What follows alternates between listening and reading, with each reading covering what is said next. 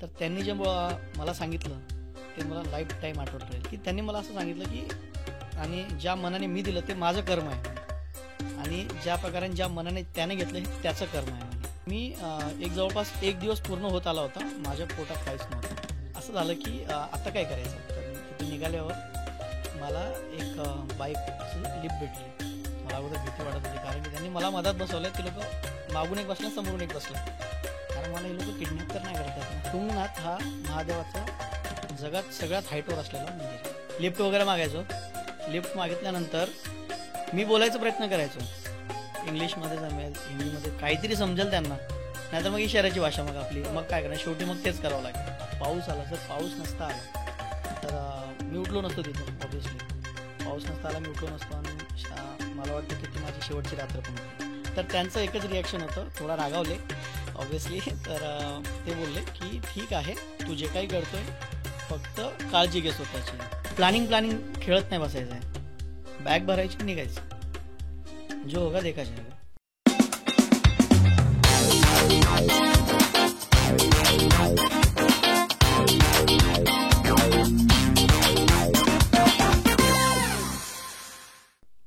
एखादी trip plan करताना आपण त्या ट्रिपमध्ये कुठे राहायचं, काय खायचं, कसं ट्रॅव्हल करायचं, ह्या सगळ्याची केवढी प्लॅनिंग करतो आणि त्या संपूर्ण प्लॅनिंगला एक बजेट ठरवतो. पण हे बजेट जर आपण शून्य गेले तर? नमस्कार, मी डॉक्टर मृणाल चांदोरकर आपलं स्वागत करते डिजिटल गप्पा याच्या एका रोमांचक एपिसोडमध्ये. आजचा एपिसोड हा खऱ्या अर्थाने रोमांचक आहे, कारण आज आपण बोलणार आहोत एका अशा युवकाशी ज्यांनी वयाच्या 22व्या वर्षी 12 ज्योतिर्लिंगांचा प्रवास केला, तेही खिशात एकही पैसा न ठेवता. चला तर भेटूयात सूरज राठोड याला. हाय सूरज. हॅलो. सगळ्यात अगोदर धन्यवाद, तुम्ही मला तुमच्या पॉडकास्टवरती ते इन्व्हाइट केले. फर्स्ट टाईम माझा हा एक्सपिरियन्स आहे ॲक्च्युली, की मी कॅमेरा फेस करतो आहे. असं तर लाईक कॅमेरा फेस करतोच, कारण की यूट्यूबचे व्हिडिओज, इंस्टाग्रामचे व्हिडिओज बनवतो, पण हा लाईक फर्स्ट टाईम माझ्यासाठी असं आहे की मी पॉडकास्ट वगैरे कुठेतरी करतो आहे. आणि खरं तर ह्या गोष्टीचं मला असं वाटलं नव्हतं कधी की मी कोणत्या तरी अशा पॉडकास्टमध्ये जाऊन माझी जी एक प्रवास आहे, माझा जो प्रवास आहे तो मी वर्णन करेल. तर आज खूप काही गोष्टी मला तुम्हाला पण सांगायच्या आहेत आणि ह्या गोष्टीतून माझा जो पण एक मेसेज राहील तो पण तुमच्यापर्यंत पोहोचवेल मी. तर मी तुझे ना इंस्टाग्राम आणि यूट्यूबवर खूप व्हिडिओ फॉलो करते आणि म्हणून मी पण खूप एक्सायटेड होते की जेव्हा कळलं की सूरज येणार आहे पॉडकास्टवरती. मला खूप प्रश्न आहेत, खूप जाणून घ्यायचं तुझ्या प्रवासाबद्दल. तर पहिलं तर मला हे जाणून घ्यायचं की तू 22 वर्षाचा होतास जेव्हा तू हा प्रवास सुरू केला. मग 22व्या वर्षी मला आठवते की नवीन नवीन इंडिपेंडेंट झालेलो असतो आपण, खिशात पैसे येत असतात, तर त्यावेळेला आपला विचार होतो की गोव्याला जाऊयात, मित्रांसोबत एखादी हाईक करूयात किंवा अशा हॅपनिंग जागी जाऊयात जरा. मग तू अशी धार्मिक ट्रिप का विचार केली? आता ह्यामध्ये असं एक असं असतं लाईक सगळ्याचा बघायचा दृष्टिकोन खूप वेगळा आहे. मी ज्या प्रकारे प्रवासाला बघतो, प्रवास म्हणजे फक्त एन्जॉयमेंट नसतो, तर काही जागा अशा असतात जे फक्त आपण एक्सपिरियन्स करायला जात असतो. आता जे पण काही करतोय, आता 12 ज्योतिर्लिंग मी जे केलं, ह्यामध्ये 12 ज्योतिर्लिंग करायचं जेव्हा मी ठरवलं आणि असं होतं की यार कसं करायचं वगैरे, कारण की प्रवास तर सगळेच करतात, मी असं काय वेगळं करू शकतो. आणि अशा म्हणजे माझ्या प्रवासाद्वारे मी लोकांना मेसेज पण देऊ शकेल, असा काहीतरी मला प्रवास करायचा होता. आणि हाच प्रवास दिमागात ठेवून मी हे ठरवलं की मी 12 ज्योतिर्लिंग विदाऊट मनी करेल म्हणून. विदाऊट मनीनी मला वाटतं बऱ्याच लोकांना इन्स्पिरेशन पण मिळाले की प्रत्येक वेळेला आपण ट्रिप प्लॅन करताना ना पैशाचा विचार सगळ्यात पहिला करतो, पण तुझी जर्नी बघितल्यानंतर खूप असं वाटलं की पैसे खरंच ट्रिपला असे लागतातच असं नाही. नाही, ह्याच्यामध्ये आता बघा तुम्हाला सांगतो, एक साधं उदाहरण देतो. आता आजच्या सोसायटीमध्ये आता माझे पण मित्र वगैरे आहेत, त्यांना जेव्हा पण मी हा प्रश्न विचारतो की यार चला कुठेतरी ट्रिप करू, कुठेतरी फिरायला जाऊ, त्यांचा सगळ्यात मोठा प्रश्न मला तोच असतो, भाई पैसे किती लागणार. तर मला असं सांगायचं की लाईक तुम्ही असं कुठे जायचं जेव्हा ठरवता आणि प्रॉबब्ली जेव्हा आपण प्लॅन करत असतो त्यावेळेला गोष्टी ह्या फिसकत असतात, अनप्लॅन गोष्टी खूप सुंदर असतात. तर मी त्यामुळे जेव्हा मी हे डिसाईड केलं लाईक विदाऊट मनी मला करायचं आहे, तर हे एक मोठा प्रश्न होता की लाईक माझे जेवढे मित्र होते मला जे बोलायचे की यार पैसा लागायचा, पैसा लागा आत मी नाही येत, तू जा, मी नाही येत. कारण की खूप ठिकाणी अशा मी सोलो ट्रॅव्हल केलं आहे ह्याच गोष्टीमुळे. आणि मला हीच गोष्ट अशी खटकायची नेहमी की यार का असं का. मग ह्याच गोष्टी होत्या आणि ह्यामुळे मग मी हा प्रवास करायचा ठरवला, ते पण विदाऊट मनी. मला एक प्रश्न आहे जो मला वाटतं बऱ्याच लोकांना असेल, सगळ्यांना, स्पेशली तुमच्या वयाच्या लोकांना तर असणारच. पेरेंट्सला कन्व्हिन्स कसं केलं की मी चाललोय? अ, खरं तर हे खूप थोडक्यात सांगता येईल डिफिकल्ट आहे. कारण की मी मिडल क्लास फॅमिलीमधून बिलॉंग करतो आणि मी अशा ठिकाणावरून आहे जिथून बोलतात की फ्रीडम म्हणजे काय असते हे जास्त लोकांना माहीत नसतं. त्या लोकांना फक्त हे एवढं माहिती आहे की जसं सायकल चाललंय, लोक जसे जगत आहेत तसं मला जगायचं आहे.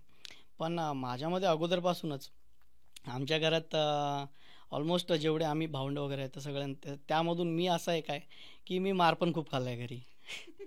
मार खाल्लाय आणि कशासाठी खाल्लाय तर मला अगोदरपासूनच होतं की यार मला काहीतरी वेगळं करायचं आहे. आणि मी जेव्हा पण माझ्या फिलिंग्ज एक्सप्रेस करायचो तर ऑब्व्हियसली ज्यांचं जे रिॲक्शन असायचं ते खूप डेंजर असायचं. आणि जेव्हा मी हे ठरवलं होतं की 12 ज्योतिर्लिंग मला करायचं आहे, ह्या गोष्टीबद्दल मी ॲक्च्युली पॅरेंट्सला इन्फॉर्म नाही केलं होतं. कारण की मला ते माहिती होतं कुठं ना कुठे एक होतं की यार जर मी ह्यांना सांगेल तर एक असतो की यार हां आपला मुलगा कुठे जाईल, त्यांना एक टेन्शन होईल. तर मला त्यांना टेन्शन नाही द्यायचं होतं. ते नंतर घडलं म्हणा 2-3 दिवसानंतरच त्यांना माहिती पडलं. पण पॅरेंट्सचं असं होतं की लाईक मी अगोदरपासून वयाच्या एक 18-19 वर्षापासून मी बाहेरच आहे आणि आजपर्यंत मला कोणती व्यसन लागलेलं नाही. आणि मी घराची रिस्पॉन्सिबिलिटी पण घेतली. जेव्हा माझे फादर पॅरालिसिस वगैरे होते त्यावेळेला मी फॅमिलीची रिस्पॉन्सिबिलिटीज पण घेतली. त्यानंतर असं जेव्हा मी ठरवलं, पॅरेंट्सला जेव्हा माहिती पडलं, तर त्यांचं एकच रिॲक्शन होतं, थोडा रागावले ऑब्व्हियसली. तर ते बोलले की ठीक आहे, तू जे काही करतोय फक्त काळजी घे स्वतःची. म्हणजे आईवडिलांची एक बेसिक एक्सपेक्टेशन आहे आणि त्यांच्या विरोधात मी कधी गेलो नाही. तर त्यामुळे त्यांनी मला अलाउ केला ॲक्च्युली या गोष्टीसाठी. म्हणजे थोड्या उशिरा पण पेरेंट्सचा सपोर्ट पण मिळाला हो, तुला. सगळ्यात जास्त बाबांचा. बाबा म्हणजे माझ्यासाठी लाईक आता आजच्या सिच्युएशनमध्ये असं आहे की बाबांना कन्व्हिन्स करणं आणि खूप खूप साऱ्या अशा गोष्टी असतात ज्या आपण बाबांना एक्सप्रेस करू शकत नाही. तर बाबा अगोदरपासून मला सपोर्टिव्ह आहेत. ते बोलून दाखवत नाहीत, राग पण करतात तेवढंच. पण मला असं कळतो की यार बाबा खूप सपोर्टिव्ह आहेत मला. तर म्हणजे त्यांनी आयुष्य बघितलेलं असतं ना, हां. आणि त्यांना पुढचे डेंजर्स माहिती असतात. हो. पण एक एक साईड त्यांची हेही सांगत असते की मी नाही केलं, पण मुलाला करू दे. हां, म्हणजे आता तुम्हाला पण माहिती असेल, की कोणी पण जे आई-वडील असतात, ते का बोलतात? कारण की त्यांनी जे दिवस बघितलेत, ते आपला मुलगा नाही बघावं, ह्याच्यासाठी त्यांच्या काळजीपोटी ते बोलतात ह्या गोष्टी. पण आता त्यांना पण माहिती आहे, की मी वयाच्या खूप कमी वयापासून मी जॉब वगैरे करायला लागलो होतो आणि माझं पूर्ण एज्युकेशन वगैरे मी स्वतःच्या स्वतः बळावर केलं आहे. मी घरून कधी असं एक्स्पेक्टेशन नाही ठेवले. मी मुंबईला माझं ग्रॅज्युएशन केलं. तिथे मी मॉर्निंग 7ला कॉलेजला जायचो आणि तिथून कॉलेजवरूनच मी 12:30 वाजता माझ्या ऑफिस वगैरे करत करत रात्री 10-11 वाजता मी घरी यायचो. तर हा माझा रुटीन होता ऑलमोस्ट 3 इयर्स. आणि मुंबईची लाईफ तुम्हाला माहितीच असेल, मुंबईची लाईफ किती ॲक्टिव्ह असते आणि त्यामध्ये लोकलचा प्रवास, भाईसाहब. बापरे. पण म्हणजे इन जनरल झाला प्रवास छान. तर प्रवासाचा बद्दल मला असं विचारायचं आहे की पहिलाच प्रवास प्लॅन करत होतास, तेही बिन पैसे वापरता. मग असं नाही वाटलं की एक जरासा ट्रायल घेऊयात, आजूबाजूची ठिकाणं पाहूयात, अष्टविनायकच करून घेऊयात? 12 ज्योतिर्लिंग का, म्हणजे इंडियाची बॉर्डर आहे अख्खी. हां, हां. तर झालं असं म्हणजे ह्या गोष्टी आल्या होत्या माझ्या दिमागात, जे तुम्ही बोललेत आत्ता, की अष्टविनायक का नाही? तर अष्टविनायक म्हणजे एकदा काय झालं होतं, एक किस्सा सांगतो तुम्हाला. मी असंच प्रवास करायचा माझ्या दिमागात चालू होतं, की यार काहीतरी वेगळा प्रवास करायचा आहे. पैसे देऊन तर सगळेच प्रवास करतात. आपण असा काहीतरी प्रवास करू ज्यामुळे लोकांना इन्स्पिरेशन पण मिळेल. आणि मी 8वीला असताना शाळेत एक Google मॅप परचेस केला होता.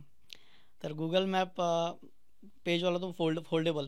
तर मी ओपन करून बघितला आणि ओपन करून बघितल्यावर अगोदर तर मी कन्फ्यूज झालो. कारण की त्या मॅपमध्ये मला एवढं मोठं भारत आहे का हे दिसायला लागलं. तर मी एकदम नर्वस झालो, की यार खरंच मी करू शकतो काही गोष्ट? मग ठरवलं की यार असं तर आपण ठरू नाही शकणार की आपल्याला करायचं काय नेमका. तर मग मी चेक करायला लागलो की देवस्थाने वगैरे कुठे असतात आणि थोडक्यात अष्टविनायक बघितलं. तर अष्टविनायकाची जी एक लोकेशन होती ती महाराष्ट्रात होती आणि मी आहे स्वतः महाराष्ट्राचा, तर महाराष्ट्रातले लोकेशन मला कव्हर करायला एवढं वेळ नाही लागणार. ते मी फ्युचरमध्ये कधी करू शकतो.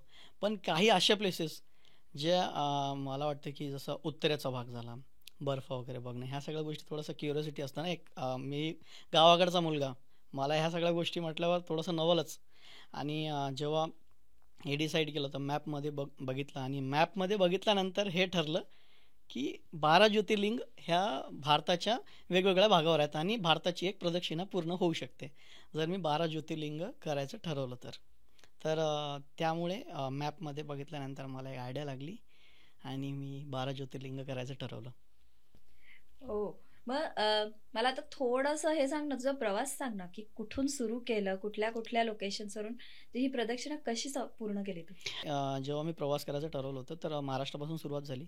कृष्णेश्वर जेव्हा मी गाठलं होतं, तो माझा अगदी पहिला दिवस. मी निघालो घरून आणि मनात खूप काही प्रश्न होते, आणि त्यानंतर एवढी मोठी बॅग म्हटल्यावर यार मी एवढा मोठा प्रवास करेल का, आणि उन्हाचा तडका त्यामध्ये. कारण की मी 1 एप्रिल 2023ला मी हे सुरुवात केली होती या गोष्टीची. तर उन्हाचा एवढा मोठा तडका, मला दिसतंय की वरतून ऊन आहे तरी पण मी हा का करतोय, ह्या गोष्टी झाल्या. सगळ्यात पहिली लिफ्ट मला माझ्या मित्रानेच दिली. त्याने मला 15 किलोमीटर सोडलं. नंतर म्हटलं यार जा म्हटलं आता तू, मी इथून पुढे जातो, मी माझा जो प्रवास आहे तो. मग एका बाईकवरून दुसऱ्या बाईकवर, दुसऱ्या बाईकवरून तिसऱ्या बाईकवर, ट्रक, नंतर मधात एक पिकअपवाला असतो, पिकअपमध्ये चढलो. आणि मला विश्वास नाही झाला, मी पहिल्याच दिवशी ग्रीष्णेश्वर गाठलं. ग्रीष्णेश्वर गाठल्यावर माझी जी फिलिंग्स होती, मी असं एक्सप्रेस नाही करू शकत होतो की यार मी किती आनंदी आहे. कारण की थोडक्यात मी जे ठरवलं आहे, 12 ज्योतिर्लिंग मी ठरवलं, त्याच्यातलं एक आज ऑलरेडी पहिल्याच दिवशी झालं आहे. तर ही पहिल्याच दिवशी माझ्यासाठी एक अचिव्हमेंटसारखं होतं. मला एवढं भारी वाटत होतं जेव्हा मी तिथे पोहोचलो. पोहोचल्यानंतर असं होतं की मी असं फक्त मंदिराकडे बघतोय की यार किती मस्त आहे ना हे मोमेंट. म्हणजे आपण जे असं विचार करतो की पैसा वगैरे जातो, आय थिंक मी जर पैशाने गेलो असतो तर मला हे गोष्टी फील नसतं झाल्या तिथे गेल्यानंतर. कारण की हा जो प्रवास होता, मी जेव्हा हे करायचं ठरवलं होतं, आणि फर्स्ट डेज मी खूप नर्वस होतो की मी हा प्रवास करेल की अर्ध्यातून वापस येईल. हे पण डाऊट होतं मला की मी हा प्रवास करू शकेल की नाही. नंतर तिथून मला तिथं गेल्यानंतर पण मला 1-2 प्रॉब्लेम आले. जसं की मला बॅग वगैरे कुठे ठेवायची. मंदिरात प्रवेश करायचा म्हटल्यावर तुम्हाला बॅग ठेवावं लागेल, आणि बॅग ऑलमोस्ट ठिकाणी पेड असतं की तुम्हाला जर सामान वगैरे ठेवायचं तर पेड असतं. तिथे मला एक मुलगा भेटला. दादा म्हणे तू काळजी नको घेऊ म्हणे. आता माहीत नाही, तो रँडमलीच आला माझ्यासमोर. दादा तू टेन्शन नको घेऊ, तुझं इथं दर्शनाचं, नंतर तुझं इथं जेवणाचं पण मी सगळं तुला मी कुठे कुठे असतं ते सगळं सांगेल. तर बॅग वगैरे ठेवली. अगोदर मला तर असं वाटत होतं की यार माझी बॅग गायब तर नाही होणार, कारण की अनोळखी व्यक्ती येऊन मला असं बोलतोय की मी आहे, तू टेन्शन नको घेऊ, बॅग ठेवून दे, जेवण कर. दर्शनाला गेलो. दर्शनाच्या लाईनमध्ये उभे असताना मला लई भारी वाटत होतं.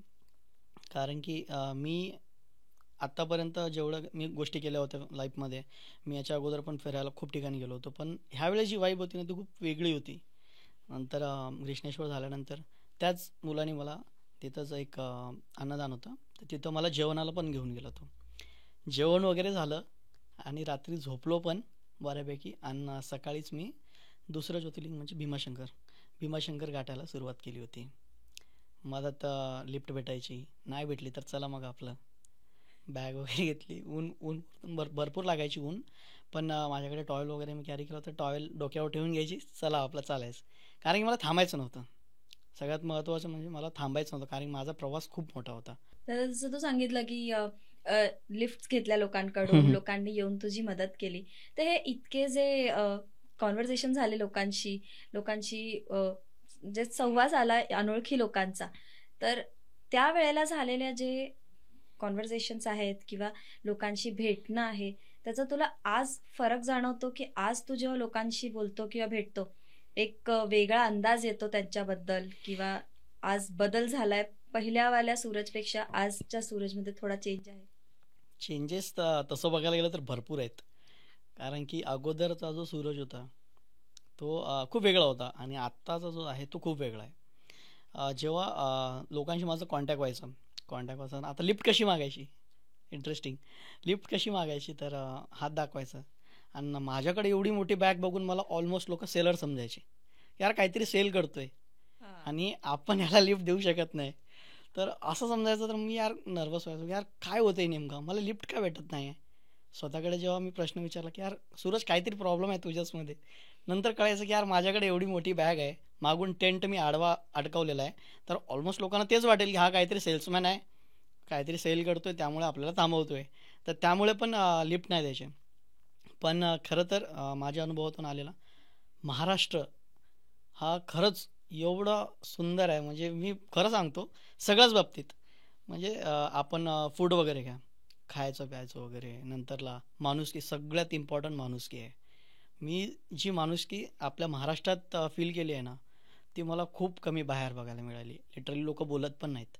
आपले इकडे कसं आहे की तुम्ही जर एखाद्याला विचारलं की सर मला इकडे जायचं आहे, कसं जाऊ, तर त्यांना जर माहीत नसेल ना तर ते लोक काय करणार, एखाद्याला विचारणार की हां तुम्हाला माहिती आहे की ह्यांना सांगा, हा नवीन माणूस आहे इकडे. ही गोष्ट मला थोडा बाहेरच्या राज्यामध्ये नाही बघायला मिळाली. आणि फूड वगैरे ऑब्व्हियसली महाराष्ट्राचं फूड तर फूड आहे, सिरियसली. मी खूप मिस केलं होतं जेव्हा महाराष्ट्र सोडला होता, मी खूप मिस केल्या होत्या ह्या गोष्टी. नंतर हळूहळू भीमाशंकरला गेलो. भीमाशंकरला ॲक्च्युली एक इन्सिडेंट घडला होता माझ्यासोबत. आता भीमाशंकर पोचता पोचता मला रात्र होत आली होती, जवळपास 6:30-7 वाजले होते. आणि रात्रीची वेळ, आता तुम्हाला पण माहिती भीमाशंकरचं जे मंदिर आहे ते जंगलात आहे. तर मला असं वाटलं की मी अगोदर ज्या दिवशी प्रवास करायला सुरुवात केली त्या दिवशी मी ठरवलं होतं की रात्रीच्या वेळेला मी प्रवास नाही करणार. कारण की रात्रीच्या वेळेस माईट बी पॉसिबिलिटीज की तुमच्या जीवाला धोका असू शकतो. तर ह्यामुळे मी रात्रीचा प्रवास अवॉइड केला होता. नंतरला जेव्हा माहीत पडलं की आपण इथे आता मंदिर असल्यावर आपण कोणाला जर रिक्वेस्ट केली तर स्टेसाठी आपल्याला अलाऊ करतील, नाही अलाऊ करतील, ॲटलिस्ट थोडी जागा तरी झोपायला भेटली असली तरी माझ्यासाठी इनफ होतं.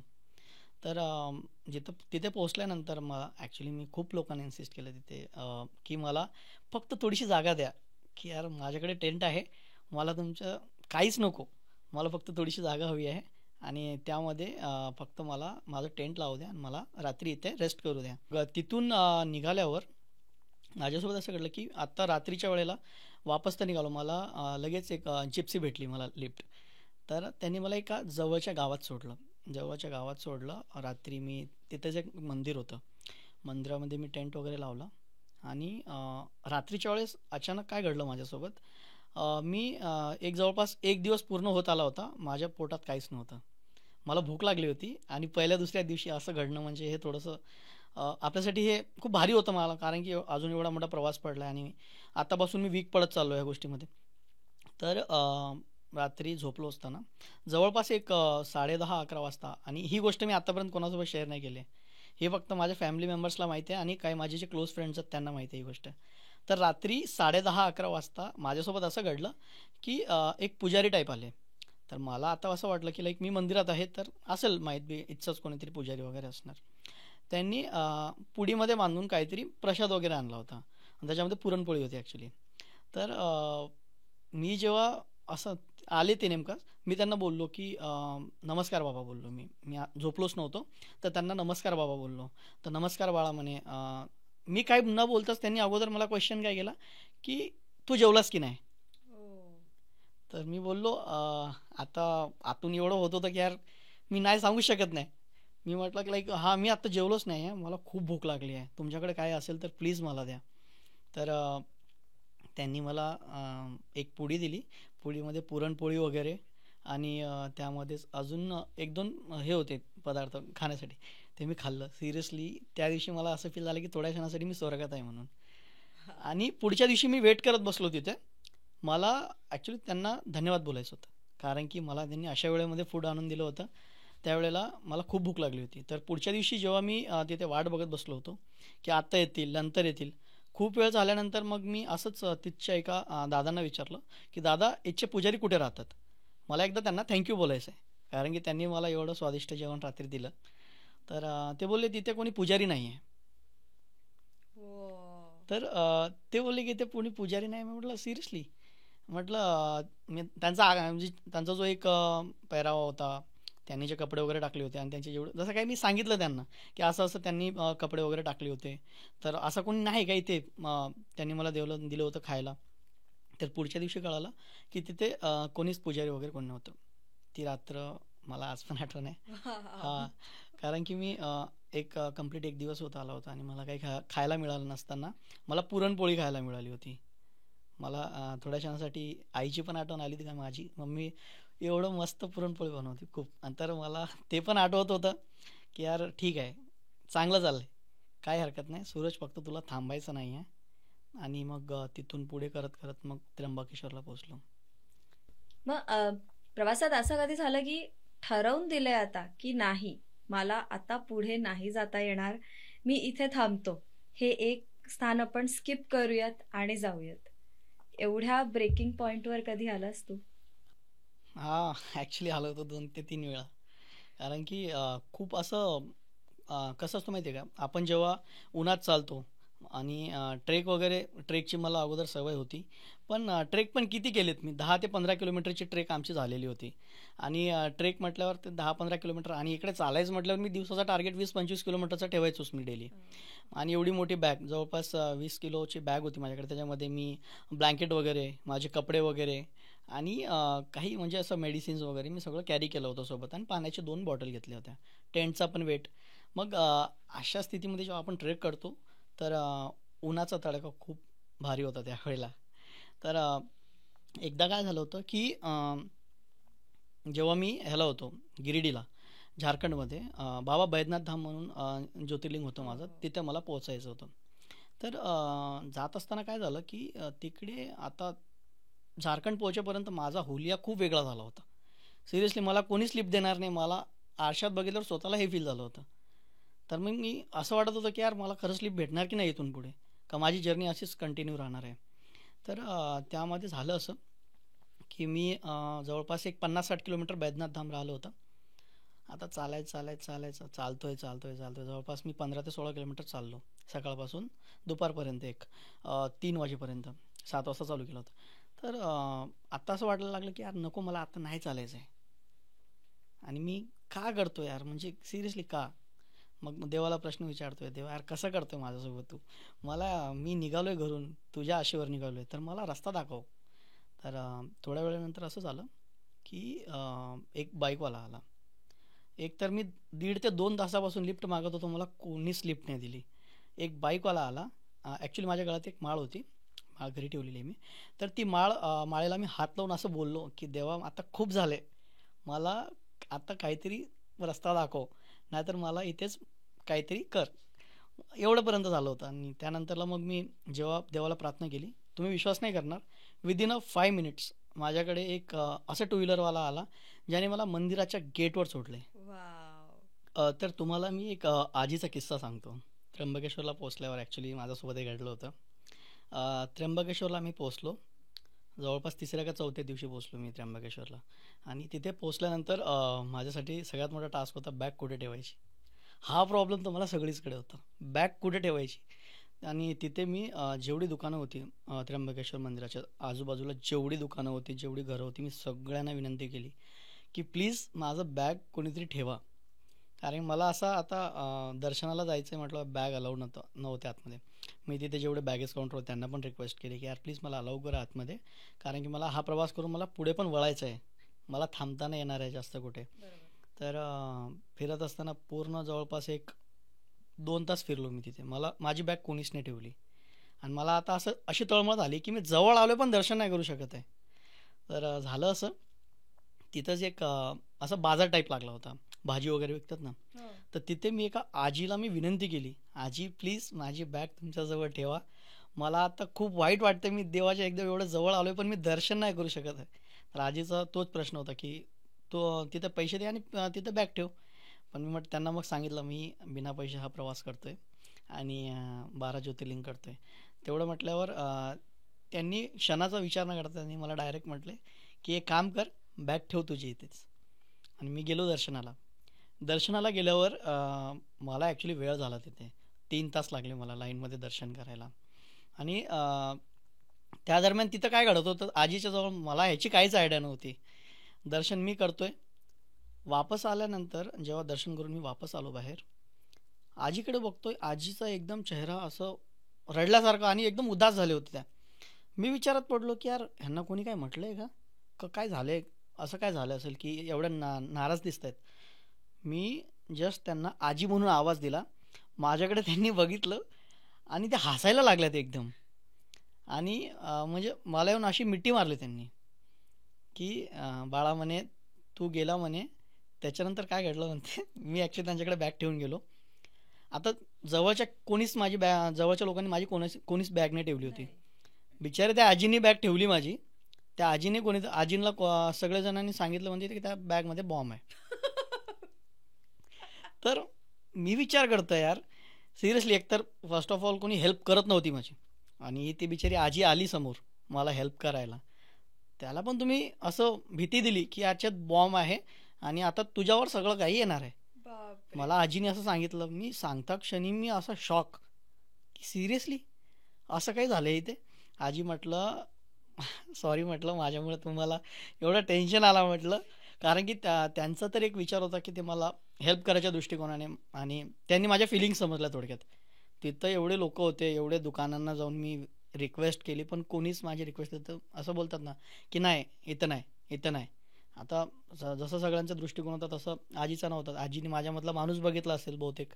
बाकीच्यांना मी टेररिस्ट दिसत होतो की जर बॅग इथे ठेवली तर बॉम्ब फुटेल.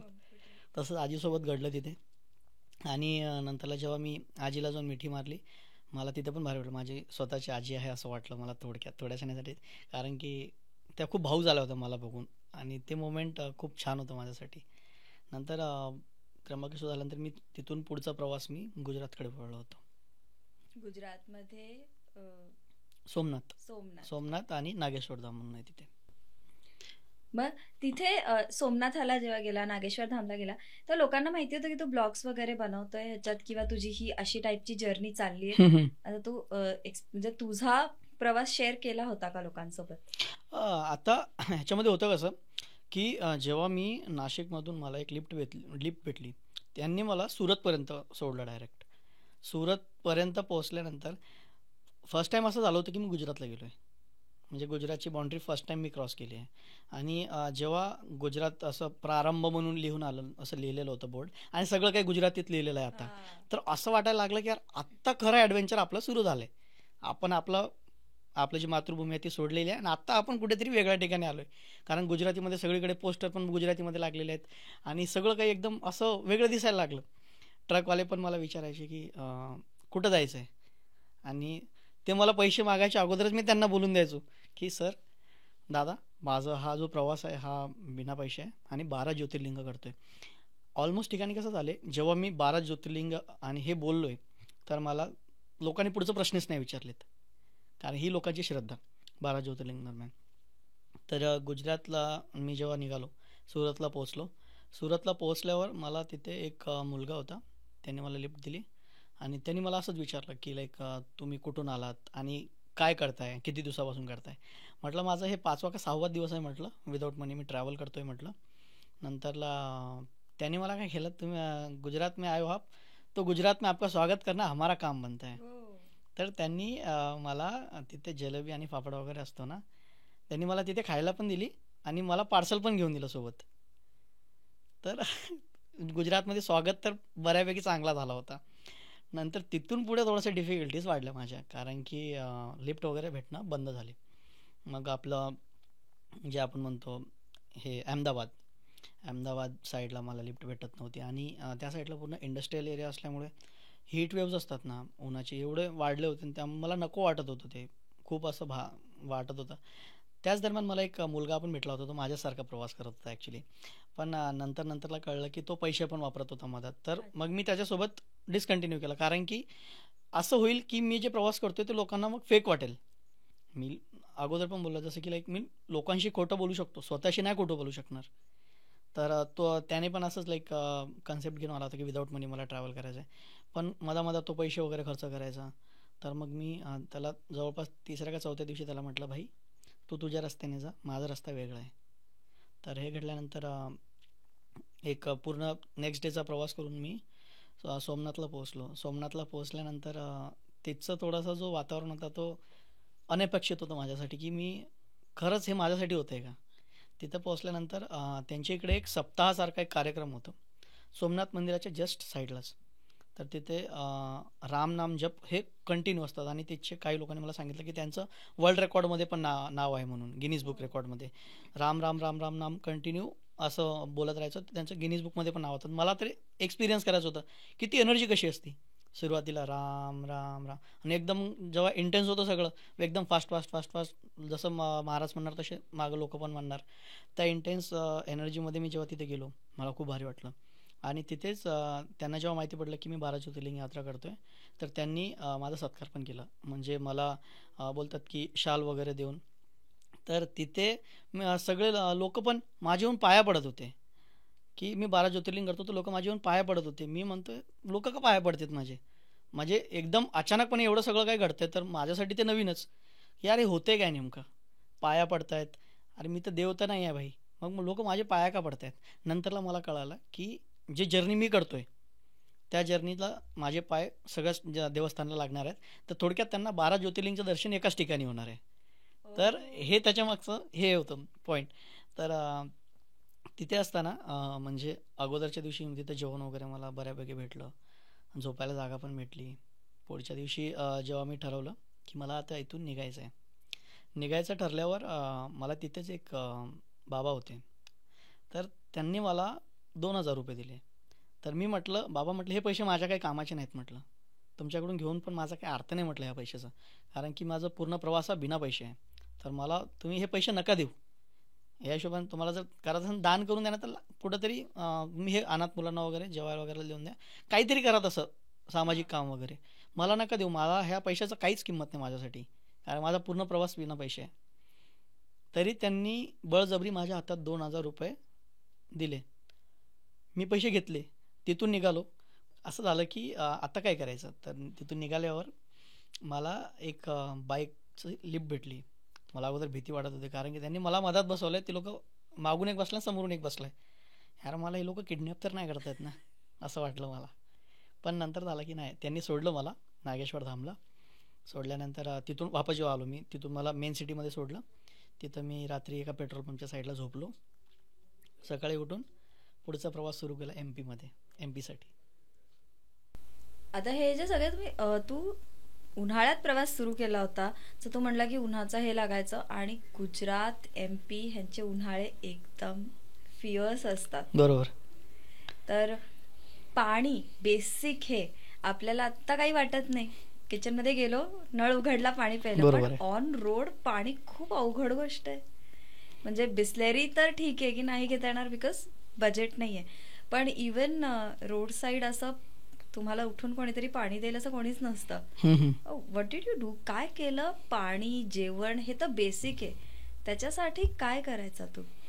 आता गुजरातमध्ये काय झालं होतं, जेव्हा मी सोमनाथवरून निघालो होतो, मधात जेव्हा मी MP साईडला वळलो होतो, तर मधात एक दिवस असा झाला की जवळपास 1.5 दिवस होत आले मला काहीच खायला भेटलं नव्हतं.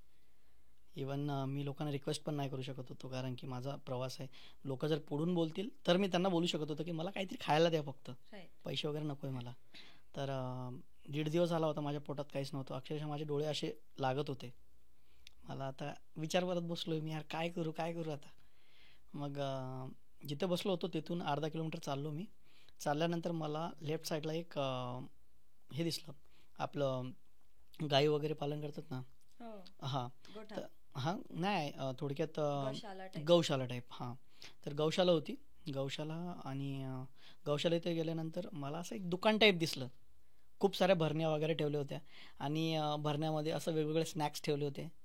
मला असं वाटलं की एक दुकान आहे, कारण की आपल्या इकडं तर तसंच असतं, भरणींमध्ये खूप सारे स्नॅक्स ठेवलेले असतात, कुठे चॉकलेट ठेवले काय ठेवले, तर आपल्यासाठी ते एक दुकानच. मग पाणी पिलो तिथे, बसलो होतो, सगळं काही बघतोय पण खाता काहीच आहे ना, पैसे असून सुद्धा. मग झालं असं की आतून एक गौशालामधून एक दादा आले. ते मला बोलले की कुठे चालले तुम्ही. तर मी म्हटलं 12 ज्योतिर्लिंग यात्रा चालली आहे माझी, आणि आता मी ऑन द वे आहे. तर तुम्ही काही खाल्लं की नाही म्हणे. मी म्हटलं नाही, काही मिळेल का तुमच्याकडे खायला. हे जेवढ्या भरण्या ठेवल्यात म्हणे, तिथे जवळपास 50 ते 60 भरण्या होत्या. जेवढ्या भरण्या ठेवल्या होत्या त्याच्यामध्ये स्वीट्स होतं, स्नॅक्स होतं, नमकीन होतं, खूप काही होतं. म्हणे ह्याच्यातून तुम्ही काहीही घेऊन खाऊ शकता, आणि ते सगळं फ्री होतं. तिथे साईडला एक प्लेट ठेवली होती, आणि त्यांनी मला सांगितलं की हे सगळं फ्री असतं. हा. येणाऱ्या जाणाऱ्या लोकांना जर काही खायचं असेल तर ते लोक इथे खाऊ शकतात आणि हे सगळं फ्री आहे. मस्त. म्हणजे आता लहानपणी आपल्याला माहिती नाही की दुकान वगैरे बघितलं यार भरण्या वगैरे एवढ्या सगळ्या, तर काय करायचं आता.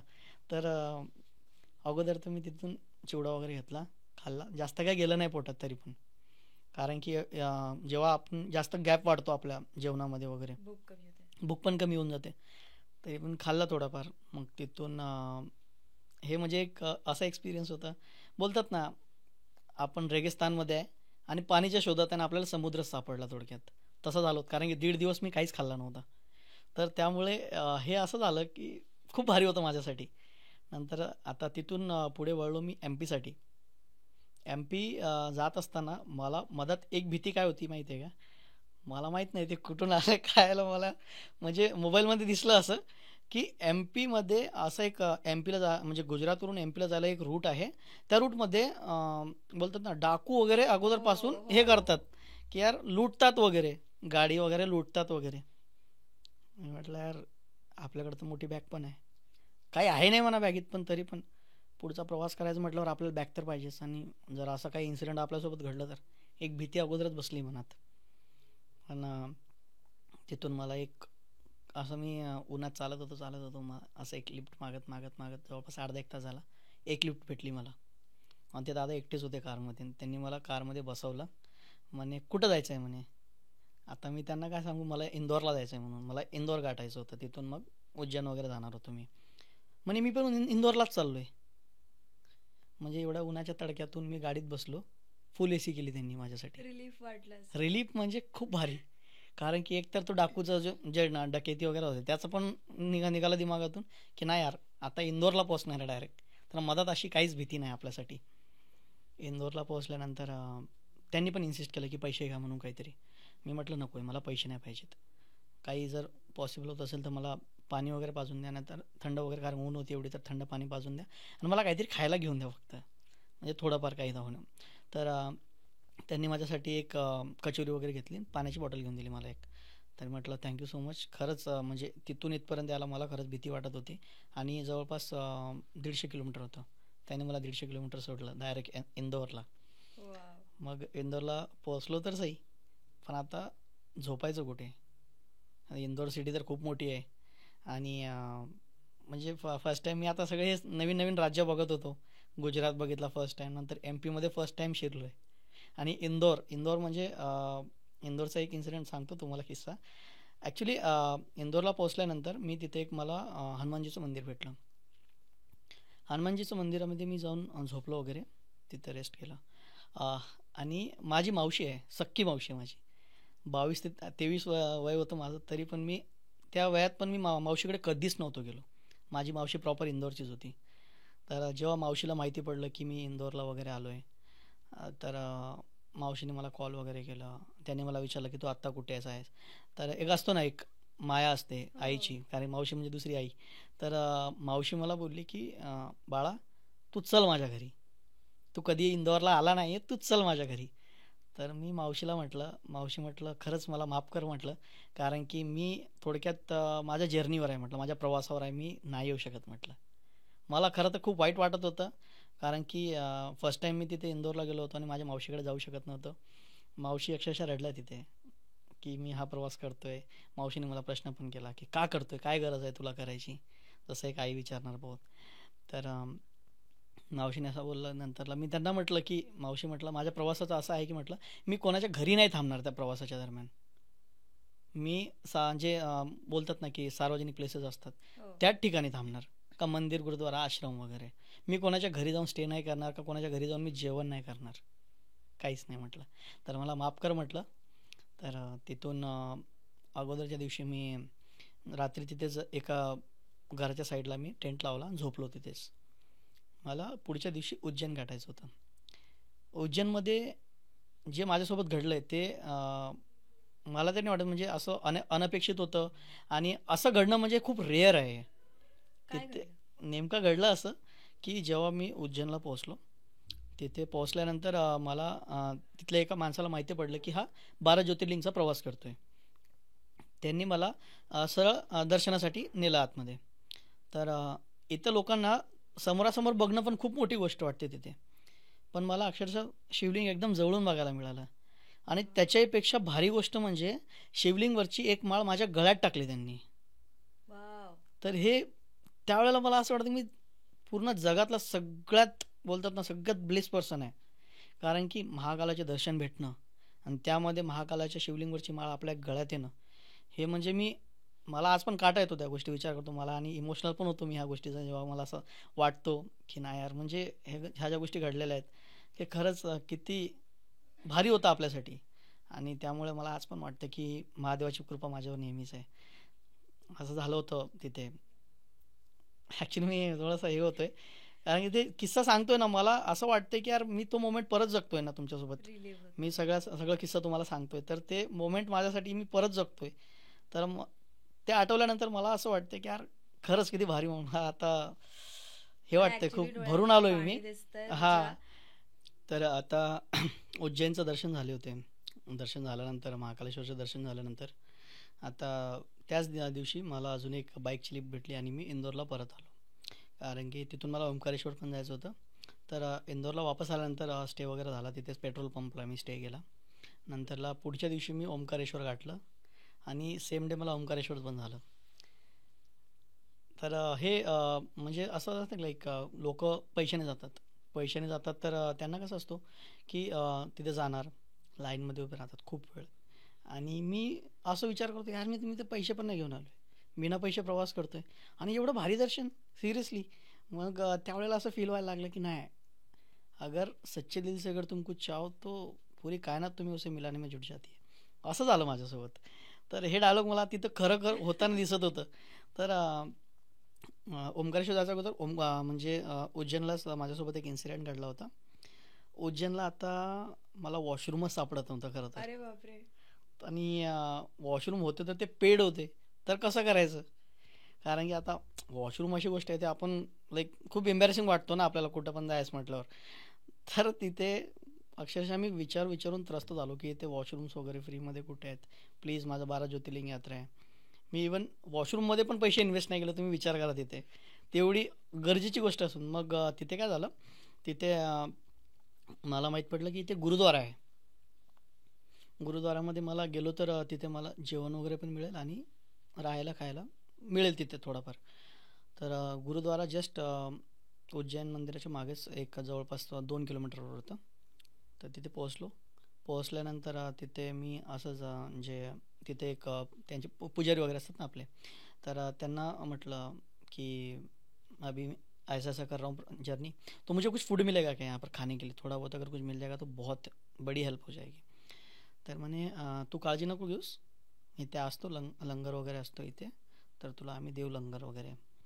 लंगर खाल्लं त्याच दिवशी. लंगरचं सिस्टीम मला अगोदर माहीत नव्हतं कसं असतं काय वगैरे, कारण की त्याच्यामध्ये तुम्हाला हातामध्ये चपाती असं घ्यावं लागतं, असं हो. हे नाही घेऊ शकत. ताटात. तर त्यांचे रूल्स वगैरे असतात. तर मला खरं तर माहीत नव्हतं. मला एक पाजी ओरडले पण ॲक्च्युली त्या गोष्टीसाठी. पण म्हटलं पाजी मैं नया हूँ, मैं कभी ऐसे गुरुद्वारे में गया नहीं हूँ, तो मुझे माफ़ कर दो अगर मेरे से अगर कुछ गलती हो रही है तो. तिथे असं झालं. नंतरला तिथे फूड पण भेटलं आणि रात्री राहायला जागा पण भेटली. पुढच्या दिवशी मला शिप्रा नदीवर तिथेच एक आरती होते, गंगा आरती शिप्रा नदीवरची. मला वाव. ते बघायचं होतं. आता कारण की आपण गंगा आरती म्हणतो पण ते वेगवेगळ्या ठिकाणी वेगवेगळ्या आरती असतात, पण कॉमन आहे गंगा आरती. कुठेही आरती झाली म्हणजे गंगा आरती. शिप्रा नदीच्या काठावर मी तिथे टेंट लावला. आता म्हटलं आजचा दिवस थांबूया, उद्या इथून निघूया, MP सोडूया आपण उद्याच्या दिवसाला. तर शिप्रा नदीच्या काठी मी टेंट वगैरे लावला. आणि मला एक आतमधून एक क्युरियोसिटी होती की इथे जवळपास एक काहीतरी दिसतंय. तर असं काय आहे नेमकं, म्हणजे असं जुनं काहीतरी दिसत होतं, मंदिर टाईप होतं, जुनं दिसत होतं. तर मी विचार केला एकदा बघायला पाहिजे काय आहे. तर मग मला माहीत नाही, मी तिथे गेल्यानंतर तिथले काही लोक होते, त्यांनी मला अक्षरशः शिवीगाळ केली. म्हणजे असं होतं की यार अचानकपणे येऊन यांनी मला शिवी का दिली. बापरे. मी त्यांना म्हटलं बाबा, म्हटलं माझ्याशी काही चुकी झाली आहे का, म्हटलं जे तिथचे लोक होते. नाही म्हणे यहाँ से निकलो, जल्दी निकलो. मी म्हटलं ठीक है, मैं चले जाऊँगा, कोई दिक्कत नहीं है, पर अगर मुझसे कोई गलती हुई तो मुझे माफ़ कर देना. मी त्यांना माझी चुकी नसताना मी माफी मागितली हां. की नाही यार ठीक आहे. मग तिथून गेलो संध्याकाळी शिप्रा नदीला जी आरती होती त्याला जवळपास आता 2 तास बाकी होते. मी असंच बसलो होतो. बसले असताना एक मुलगा माझ्या समोर आला आणि असं हात लपवला त्यांनी आणि एका दादाकडे गेला आणि त्याला म्हटलं की असा हात केला म्हणजे मला हात नाही आहे, मला खायला दे काहीतरी पैसे हा. वगैरे. त्यांनी पण काही विचार न करता ₹50 काढून देऊन टाकले. मी त्यांच्याकडे गेलो. म्हटलं, तुम्हाला माहिती आहे का म्हटलं, तो अपाईच नव्हता म्हटलं, त्याला हात होता म्हटलं, माझ्यासमोर त्यांनी ढोंग केला म्हटलं. तर त्यांनी जे मला सांगितलं ते मला लाईफ टाईम आठवत राहील. अशी गोष्ट त्यांनी मला सांगितली, की त्यांनी मला असं सांगितलं की ज्या प्रकारे आणि ज्या मनाने मी दिलं ते माझं कर्म आहे म्हणे, आणि ज्या प्रकारे आणि ज्या मनाने त्याने घेतलं हे त्याचं कर्म आहे म्हणे. So deep. ॲक्च्युली म्हणजे ते रेफरन्स ना मी आज पण वापरतो आणि इथून पुढे जिथपर्यंत मी जिवंत आहे तिथपर्यंत हे रेफरन्स वापरणार. कारण की असं असतं की खूप लोक असे येतात तुमच्या लाईफमध्ये, तुमची लाईफ स्पॉईल करून जातात सिरियसली. पण त्यावेळेमध्ये फक्त ही एक जे एक रेफरन्स होती हे म्हणजे सिरियसली किती डीप मिनिंग आहे याचं खूप. मला तिथे माहिती पडली ही गोष्ट. आणि हीच गोष्ट मला पूर्ण जर्नीमध्ये खूप हेल्पफुल ठरली. तिथून निघाल्यानंतर आता मला गाठायचं आहे केदारनाथ वगैरे.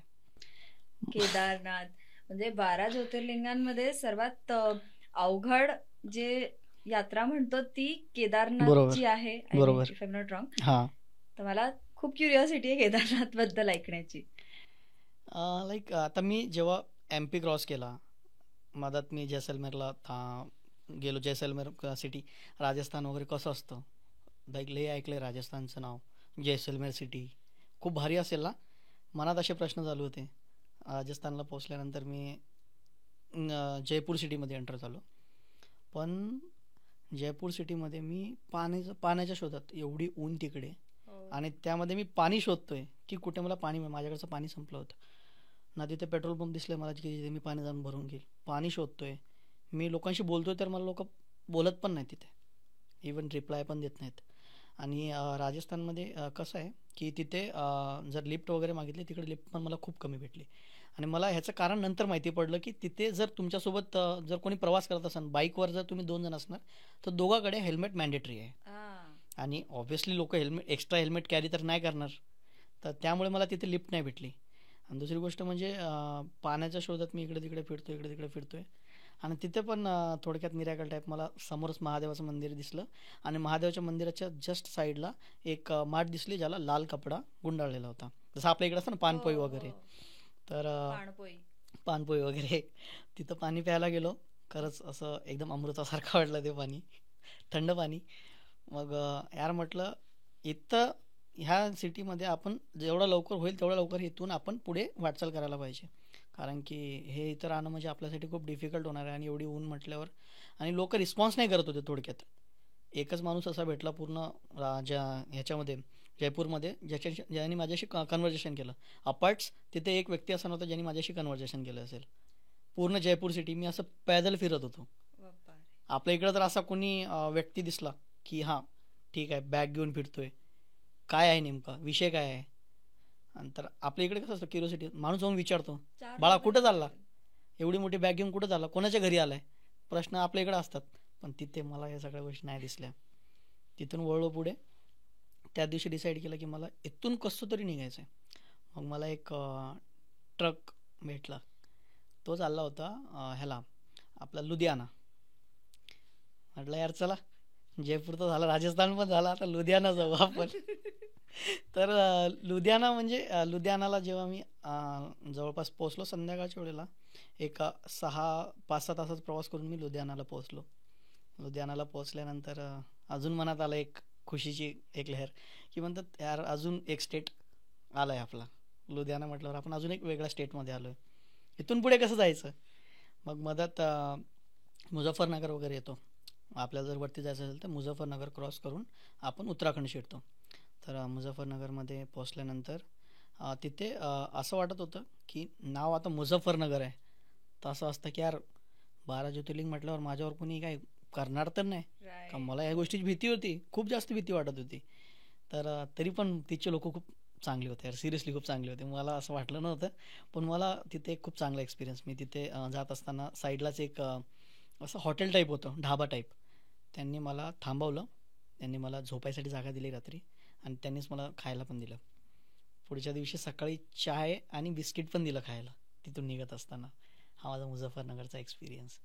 नंतर तिथून मला असं वरती जायचं म्हटल्यावर आता आणि केदारनाथ वगैरे उत्तराखंड हा पहाडी एरिया आहे आणि मला ना कारमध्ये जर प्रवास केलं आणि कार जर आडव्या तिडव्या रस्त्याने गेली तर मला उलटीसारखं होतं. मला बोलतात ना हाईटचा फोबिया पण आहे थोडक्यात आणि मळमळी होती मला जास्त. प्रवास वगैरे नाही करता येत मला त्या साईडला थोडक्यात. कारण की एकतर एवढ्या हाईटला तुम्ही गाडी वगैरे तसं तिथे तिकडे प्रवास कसा करायचा हा खूप मोठा टास्क होता माझ्यासमोर. अल्टिट्यूड प्रेशर हा हे सगळं असं दिमागात होतं. तर मला एकच टेन्शन होतं की यार मी केदारनाथ वगैरे करून मी खाली असं लवकर कधी जाईल. म्हणजे असं झालं होतं की यार काय करायचं आता नेमकं काय करायचं. सगळ्यात अगोदर मी हरिद्वार गाठलं. हरिद्वारला हरकी पौडीमध्ये मला माहीत पडलं की इथे आता ऑलमोस्ट ठिकाणी जेवढे मी स्नान वगैरेचे जेवढे जागा असतात तिथं आपण स्नान केलं तर आपले पाप धुतल्या जातात असं म्हणतात. मी म्हटलं चला असेल जर एखादी चुकीनं जर आपल्याकडून पण एखादा पाप झाला असेल तर आपण इथे आंघोळ करून घेऊ. हरकी पौडीमध्ये स्नान केल्यानंतर तुमच्या मागचा पाप जो असतो तो धुतला जातो असं सांगतात. तर तिथे मी स्नान वगैरे केलं. तिथं ज्या दादानी मला तिथपर्यंत सोडलं होतं त्यांनी मला इन्सिस्ट केलं की तू आमच्या घरी चल म्हणून. ते तिथं जवळपास राहिलं होतं 21 किलोमीटरवर. मी म्हटलं दादा नाही म्हटलं आम्ही नाही येऊ शकणार म्हटलं माफ करा म्हटलं. मग हरकी पौडीमध्ये स्नान झाल्यानंतर पुढच्या दिवशी हळूहळू तिकडचं वातावरण एकदम थंड, सगळीकडे हिरवळ बघायला दिसते. तर थोडक्यात ते आपलं दिमागात असतं ना की यार यही तो मैं चाहता था. म्हणजे हे ज्या गोष्टी आहेत त्या फक्त आपण दिमागात विचार केले होते कधीतरी आणि खरंच नव्हतं वाटलं की ह्या गोष्टी आपण समोरासमोर बघणार. उत्तराखंडमध्ये जेव्हा मी पोहोचलो उत्तराखंडचं बोर्ड होतं असं की उत्तराखंड आता इथून केदारनाथ वगैरे त्यांचं बोर्ड वगैरे लागले होते. उत्तराखंड भूमी में आपका स्वागत है असं एक बोर्ड लागलं होतं. जसं तो बोर्ड बघितलं ना मी माझ्या मनाला एवढी शांती भेटली. खूपच जास्त शांत वाटलं मला की यार फायनली उत्तराखंडमध्ये मी पोहोचलोय. उत्तराखंडमध्ये हरिद्वार केला. नंतरला आता हे रुद्रप्रयाग वगैरे देवप्रयाग ह्या सगळ्या गोष्टी रस्त्याला जाताना मग तिथं कसं आहे की जेव्हा आपण जातो तर रस्त्याला नदी लागलेलीच आहे त्या साईडला. तर मग सकाळी जेव्हा मी हरिद्वारवरून निघालो तर नदी अशी वाहत होती शांत आणि मी विचार करतोय हायला किती मस्त आहे. आता आपण इथं आंघोळ वगैरे केली पाहिजे. मला काय माहिती फ्लो एवढं जास्त असतो म्हटलं आणि खवळती आणि त्याच्यानंतर संत असून एवढा त्याचा वेग होता नदीचा प्रवाह खूप जास्त वेग. त्याच्यामध्ये जेव्हा मी असं पाण्यात हात टाकले फक्त हात असे गारटल्यासारखे झाले माझे. एवढा थंड पाणी कारण की ते वरती पूर्ण ग्लेशियर वगैरे तिथून येतं आणि पाणी जेव्हा मी तिथचं पाणी पिलो ना तर बिस्लेरी फेल आहे सिरियसली. तुम्ही कधी गेले ना तर हा एक अनुभव नक्कीच घ्या. जेव्हा तुम्ही हरिद्वार ऋषिकेशमध्ये असणार ना तर तिच्या नदीचा पाण्याचा एकदा चव घेऊन बघा. बिस्लेरीपेक्षाही भारी आहे सिरियसली. तर ते झालं. नंतरला वरती आता जायचं आहे. त्रिवेणी संगम वगैरे बघितलं. नंतर आता देवप्रयागला पोहोचलो. अगोदर फोटोजमध्ये बघितलं होतं की 2 प्रकारचे वेगवेगळ्या कलराच्या नद्या वाहतात एकत्र. मग कसं काय पॉसिबल आहे मला असं प्रश्न वाटायचं नेहमीच की कसं काय पॉसिबल आहे. तर जेव्हा मी डोळ्याने बघितलं समोर की यार खरंच एका साईडनं पाणी किती क्लिअर होतं आणि एका साईडनं असं की मातीचं पाणी येतं गढूळ पाणी येतोय. म्हणजे यार कसं काय पॉसिबल आहे. नंतरला मग तिथून खाली उतरलो मी. तिथेच जेव्हा संगमचा पॉईंट असतो ना तिथेच मी रात्री खोप्यामध्ये अजून काही लोक होते जे केदारनाथचा प्रवास करत होते त्यावेळेला. तर मी त्यांच्यासोबत तिथे थांबलो. मग त्यांनी ते गॅस स्टोव वगैरे कॅरी केला होता. त्यांनी मला चाय प्यायला दिली. नंतरला सोबतच त्यांनी काही फळं आणले होते तर फळं दिली त्यांनी मला खायला. नंतरला काय झालं रात्रीच्या वेळेला जेव्हा मी तिथे एंटर झालो दिवसाचा वेळ होता आणि मला वाटतं बाहेर असंच बघायला आलो मी रात्रीच्या वेळेला तर प्रवाह एकदम शांत होता. मला वाटतं एक 5 ते 10 मिनिटातच प्रवाह एवढा मोठा वाढला तिथे. मी विचारात पडलो यार सिरियसली असं कसं काय प्रवास वाढू शकतो. मग ह्याच गोष्टीशी रिलेटेड नेक्स्ट इन्सिडेंट आहे आपला. ऋषिकेशमध्ये जेव्हा मी होतो ऋषिकेशमध्ये माझ्यासोबत एक इन्सिडेंट घडलं होतं आणि मला असं वाटतं की त्या दिवशी शायद तो माझा लास्ट दिवस पण असो. अरे बापरे. हा कारण मला असं वाटत होतं की आज तर आपण गेलो होतो. आता मला मला कारण की इन्सिडेंट असा झाला होता की ऋषिकेशला पोहोचल्यानंतर आपल्याला असतं ना की मूवीज वगैरेमध्ये आपण अगोदरपासून बघत आलोय की यार असं दिसतंय समोरासमोर की नदी वाहते, पांढरे पांढरे दगड दिसत आहेत आणि त्याच्या साईडला कोणीतरी टेंट लावून मस्त चाय वगैरे बनवून पितोय, कॉफी बनवून पितोय. ते म्हणजे असं एक इमॅजिनरी आपण मूवीज वगैरेमध्ये बघितलं ह्या सगळ्या गोष्टी. आपल्यासाठी हे सगळं नवीन. तर मला तर तिच्या नदीचा काहीच अंदाज नव्हता. मी तिथे टेंट लावला, निवांत झोपलोय. निवांत झोपलोय. रात्री अचानक खूप जास्त पाऊस आला आणि माझ्याकडे जो टेंट होता तो वॉटरप्रूफ नव्हता. अच्छा. तर जास्त पाऊस आल्यामुळे मग मला हडबडीनं ते सगळं आवरावं लागलं आणि तिथून जे एक 10 ते 15 फूटवर महादेवाचं मंदिर होतं तिथंच. त्या साईडला खूप मंदिर आहेत महादेवाचे. हो. तर मी वरती गेलो. तुम्ही विश्वास नाही करणार, 10 ते 15 मिनिटानंतर मला वाटतं जेवढ्या हाईटला मी होतो ना तिथून फक्त 3 फूट खाली राहिलं होतं एवढं पाणी आलं तिथे 10 ते 15 मिनिटात. अरे बापरे, म्हणजे नदीला पूर आल्यासारखं. पूर आल्यासारखं. आणि नंतर मला माहीत पडलं की तिथे डॅमचं पाणी पण सुटतं आणि तिथून डॅम जवळच होता आणि मला याची काहीच आयडिया त्या नाही. पावसाने म्हणजे ते warning डॅम दिली कसं होतं म्हणून. की लाईक नदीचं पाणी त्यांनी अडवलेलं असतं. त्यांच्याकडे कशी सिस्टीम आहे ऋषिकेशमध्ये की जी नदी येते ना पलीकडून, तर पाण्याचा फ्लो खूप जास्त असतो तिकडून, तर मग ते लोक डॅमच्या मार्फत ते पाणी अडवतात मधात.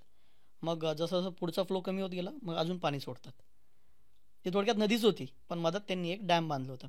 हो. तर हे जेव्हा मी बघितलं म्हटलं यार खरंच जे संकेत मला अगोदर भेटले म्हणजे पाऊस आला. सगळ्यात इम्पॉर्टंट पाऊस आला. जर पाऊस नसता आला तर मी उठलो नसतो तिथून नाही. ऑब्व्हियसली. पाऊस नसता आला मी उठलो नसतो आणि मला वाटतं की ती माझी शेवटची रात्र पण होती. तर Oh God. जेव्हा मी असं रात्री जवळपास 1:30-2 वाजता इन्सिडेंट घडलं होतं, वरती जाऊन जेव्हा मी बसलो मला झोपच नाही लागली. खरं तर झोपच नाही लागली कारण की हे असं होतं की म्हणजे बोलतात ना आपण मेलो असतो आपण. मरण त्या दिवशी कळलं की एक मरण काय गोष्ट असते, किती खूप डेंजर विषय आहे हा. तर तिथून म्हणजे तिथं ज्या ज्या मंदिरात मी थांबलो होतो वरती, तिथंच पुढच्या दिवशी एका बाबाने आम्हाला दाल खिचडी बनवून खाऊ घातली मला. तर दाल खिचडी खाल्ली मस्त आणि आता निघायचं म्हटलं पुढे. पुढच्या दिवशी मग ऋषिकेश वगैरे करत हे ब्रिज, ते bridge, Ram bridge, Laxman bridge, Sita bridge सगळं बघितलं. वरच्या साईडला गेलो. नंतर संगम बघितले. 2 नदीचं संगम जे असतं ते बघितलं. जे फक्त मूवीजमध्ये बघितलं होतं आणि समोर कधीच असं बघायला भेटलं नसतं. ते समोरासमोर एक्सपिरियन्स करायला भेटत होतं. तर असं वाटत होतं की आत्ता मिरॅकल स्टार्ट झालेत. बोलतात ना अच्छा. कारण की आपल्या इकडे कसं असतं, मी आता आमच्या गावाकडे कसं असायचं म्हणजे ऑलमोस्ट जेवढे पोरं गावाकडून येतात त्यांना एवढंच माहिती आहे की मूवीजमध्ये आपण कुठेतरी बघितलंय की यार हां असं असतं आणि एवढे भारी भारी सिनरीज असतात मूवीजमध्ये. तसे सिनरीज मला तिकडे बघायला भेटत होते. तर थोडक्यात असं वाटत होतं की यार मी स्वप्नाच्या दुनियात आलो आहे माझ्या आणि खरंच खूप भारी भारी एक्सपिरियन्स मला इथे भेटते. तिथून पुढे निघायचं आता तर ह्याला पोचलो मी सोनप्रयागला. केदारनाथचं स्टार्टिंग बेस पॉईंट सोनप्रयागला. तिथे पण असं झालं की जे प्रॉब्लेम मी ऑलरेडी सगळीकडे फेस करत आलो, बॅग कुठे ठेवायची बॅग. आणि एवढी मोठी बॅग घेऊन वरती चढायचं म्हटल्यावर मौतच आहे म्हटलं. कारण की ते लोक क्लेम करतात 18 किलोमीटर, पण ते ॲक्च्युली 18 किलोमीटर नाही आहे. दॅट इज अराउंड 21 ते 22 किलोमीटर. ओ. ते फक्त लोकांना कॉन्फिडन्स यायला पाहिजे आतमधून म्हणून त्यांनी असं केलंय. तर आता बॅग तर आहे आपल्याकडे, चढायचं कसं काय. बॅग कोणीच ठेवायला तयार नाही तिथे पण. तिथे खूप सारे असे पेंडॉल लागले होते जे तिथं म्हणतात ना आपलं जेवण वगैरे द्यायला येतात, प्रसाद वगैरे द्यायला येतात खूप वेगवेगळ्या ठिकाणावरून. त्यांना पण मी विचारलं की माझी बॅग प्लीज ठेवता का, कारण की एवढं मोठं डोंगर चढायचं म्हटल्यावर खूप टफ हो टास्क हो आहे हो. सिरियसली. पण आता इलाजच नाही म्हटल्यावर आता काय, नाईलाजीपोटी मला ती बॅग सोबत कॅरी करून मला ट्रेक करावी लागली. 20 kgs. हां. बाप. लोक पैदल चालत नाही तिथे, तुम्ही बघितलं असेल ते हो खच्चर वगैरे हो. करतात. पण मी 20 kgची बॅग घेऊन निघालो. म्हटलं बघू, थांबत थांबत जाऊया. माझं तसं खूप हे वाटायचं, खूप अवघड वाटायला लागायचं कारण की पूर्ण इन्क्लाइन पॅच आहे. इन्क्लाइन पॅच असल्यामुळं आपल्याला फक्त चढायचं आहे. या.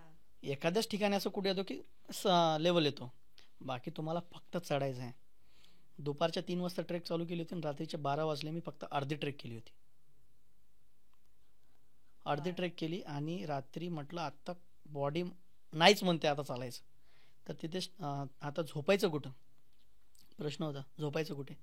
कारण की माझ्याकडचा जो टेंट होता तो वॉटरप्रूफ नव्हता, आणि तो लावला जरी असता तर रात्री जी ओस तिथं आहे आणि तिथं जो टेम्परेचर आहे त्या टेम्परेचरमध्ये मी तिथे टिकलो नसतो. तर मग काय करायचं, झोपलोच नाही त्या रात्री. मी वाट बघतोय फक्त सकाळचं थोडा उजेड कधी दिसेल मला, कारण की मी ते नाही राहू शकत. रात्री जवळपास टेम्परेचर 11-12वर गेलं होतं, -11-12. -12. हां. आणि माझ्या म्हणजे मी जिथं बसलो होतो त्याच्या साईडला जेवढे टेंट्स लागले होते ना, त्याच्या साईडला अशी बर्फ जमली होती साईडला. तर माझ्यासाठी असं होतं की यार आत्ता कसं होईल. देवाचं नाव घेत, आईवडिलांना आठवण करत, मी फक्त स्वतःला एक एनर्जी देत गेलो की नाही ठीक आहे, होईल.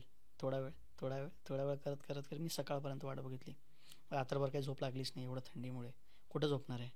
इकडे तिकडे काड्या काड्या वगैरे शोधतोय, सगळीकडे ओस असल्यामुळे सगळं ओलंच आहे. काडी वगैरे पण नाही भेटत आहे, का माचीच नाही भेटत आहे कुठे. काय करायचं, कारण स्वतःला बॉडीला एनर्जी. मग त्यावेळेमध्ये मी कसं करायचो, त्या सिच्युएशनमध्ये बॉडीला तर हिट पाहिजे. तर मग मी एवढं थकलं असताना सुद्धा मी एक्सरसाइज करायचो, या बॉडीला हिट द्यायचं आहे मला, राईट. तर त्यावेळेला मी थोडाफार का होईना मी एक्सरसाइज करायचो, जो नॉर्मल आपण एक्सरसाइज करतो वगैरे, तर बॉडीला एक हिट देण्यासाठी फक्त. आता रिअल जे टास्क असतो तो पुढच्या दिवशी सुरू होतो माझ्यासोबत. सकाळ जशी दिसली मला आता जायचं वरती, निघालो. निघाल्यानंतर जवळपास पोहोचतच आलो होतो, एक 3 किलोमीटर आलो होतं माझं ट्रेक.